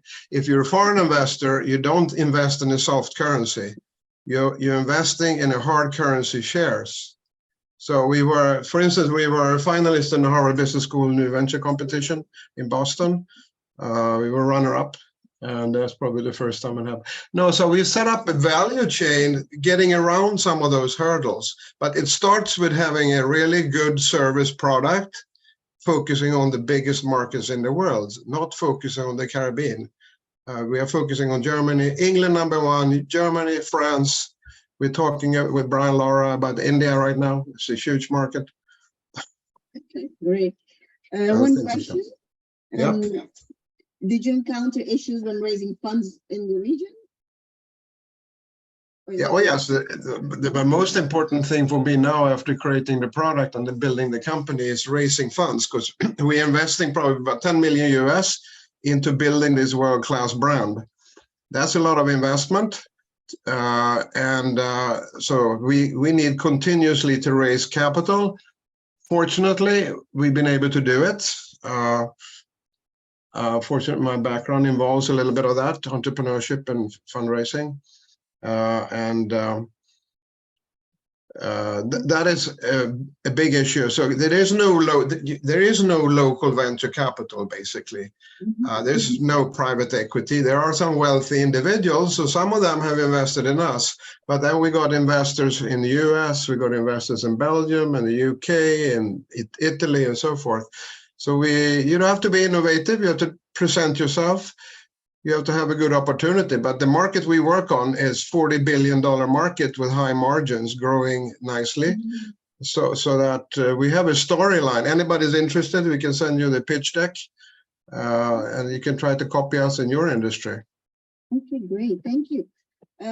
We have 1 minute and we will be, so before we are sent to the plenary session again. So is there anyone who would like to make a last remark and be advised that you could be cut off? Anyone? I see Mr. Yes. Go ahead. Hello, yes, this is John Quayle. Just following up on a question I asked about barriers for entry to US and European markets. So Lars, do you have any advice for companies who may not be able to participate in organizations like yourself, but who are actually trying to get into those markets, but are having issues with things like compliance? I mentioned HACCP and food safety, etc. I mean, you mentioned a great workaround whereby your products are actually being assembled and shipped out of Holland. But equally, if there are food processors trying to get into those markets, do you have any advice for them? Because I recognize that quite a few suppliers have problems identifying, the Sorry, skills. you're not going to be able to answer because we're leaving. I think we're going to be leaving, but you can go ahead and start. Yeah, well, partnerships, part of it. Distributors help you. Ask for help with people who know, and people, and assemble a board, an advisory board who can help you. So there are all kinds of ways around it. Basically, it would be my answers. I'm happy to be sharing that more privately with you if you reach out to me. Okay. Thank you. Okay, thank you. Yeah, thank you. I think the message is ask for help. Reach out and ask for help. I think that's much yes. Yeah. Thank you very much, everyone. Thank you, Lars. We're waiting to be sort of sent back to the buy it at the airport. Yeah, to make a goal. I wish I could have it where I am here, but maybe another time. Okay. Okay. Bye now. Bye. Okay. So we can continue or ahead for the closing remarks. I hope you had a good breakout session. Thank you everyone for your participation. I hope they were helpful and insightful. Always was in any case. We are reaching the end of the webinar, so allow me to make some closing remarks based on our discussions today. The first one is that we've seen many concrete business opportunities for EU businesses and CARIFORUM. You can invest or do business with CARIFORUM exclusively to earn a return on your investment, or to help with SDGs, or to help with food security. There are opportunities to invest or do business for export that are growing in popularity: cocoa, coconut, ergassum, avocado, shrimp, etc., as well as foodstuffs. We can think about liquor, again, chocolate. No one mentioned medicinal cannabis today, but that is one. You can choose to do business in order also to enjoy the way of life. In our group, someone mentioned that. And you can choose to invest or do business with the Caribbean, or a combination of all three. The European Union has high quality and competitively priced end products, inputs, and know-how, which CARIFORUM needs. EU business to business are of superior quality and comply with CARIFORUM standards. EU B2B products are of superior quality and comply with CARIFORUM technical standards. So there's the opportunity, not just the opportunity in the market, but also you have a good product. And I'm glad that the Green Deal was mentioned, also this green and sustainability laws in Europe. The Euro Chambers of the Dominican Republic and Trinidad and Tobago, as well as their members, stand ready to assist the partners and partner with EU businesses. In addition, there are myriad business events. We did not get to that, but there are myriad business events in the region that you can attend. Like for any opportunity, there are challenges. The fact that not all countries have implemented all EPA commitments the same, that's one of the challenges. For some markets, there's a lack of connectivity, transportation between the markets, and linkages with international markets. So that is a challenge, but it's also an opportunity. In some markets, there's limited land and or human resources and know-how. That's also an opportunity. You can turn it around as an opportunity. And there are challenges with regard to financing and guarantees. In our session, we heard of not so much innovative ways, but a different way of thinking to get in financing. So instead of just looking at your island or your country as your market, start big, start looking, for instance, at Europe as your market, because then you get European investors. The EPA offers measurable advantages to EU stakeholders wanting to do business in CARIFORUM. Several EU companies have already taken that advantage. we have received lots of proof of this from the Dominican Republic. So the time is now for to do business between the EU and CARIFORUM. Ladies and gentlemen, we have now come to the end of this event. It was my pleasure. I do need to say a few more things before I end. The first thing is to the brochure. Please look in the chat. There is a brochure, a link to the brochure. The email of the EUD for queries about the EPA are also in the chat, so please do that. And the next webinar will be the webinar on infrastructure and utilities. Please watch out for that. And also there's an evaluation survey coming in the chat. The link is in the chat. So please do the evaluation survey. It is very important for us and for the EUD to see what you thought about this webinar and if it is, if you would recommend it to others. Is there something else that I need to say, my colleagues? If not, then I will move to the closing words. Thank you for your cooperation to all of you. We will email all registrants the presentations that are made today, so you can also get the information, but also the email addresses. You will also get the recording of the webinar as well as the full report on the topic once it's been published. If you have not already done so, please download the brochure in the link provided. We hope to see you at the next event on trade and investment opportunities in infrastructure and utilities. It's on infrastructure and utilities. Please follow the Barbados EU delegation Facebook and Twitter accounts for more updates. It was my pleasure. Thank you, everyone, and goodbye for now. Bye-bye. Thank you very much. Thank you. Thank you. Bye. Bye. Thank you. Thank you. Bye. Thank you. Bye now. Thank you for the lovely presentations and your great work. Thank you. Thank you. Thank you so much. Thank you. Bye-bye. Bye. Thanks. Bye. Thank you.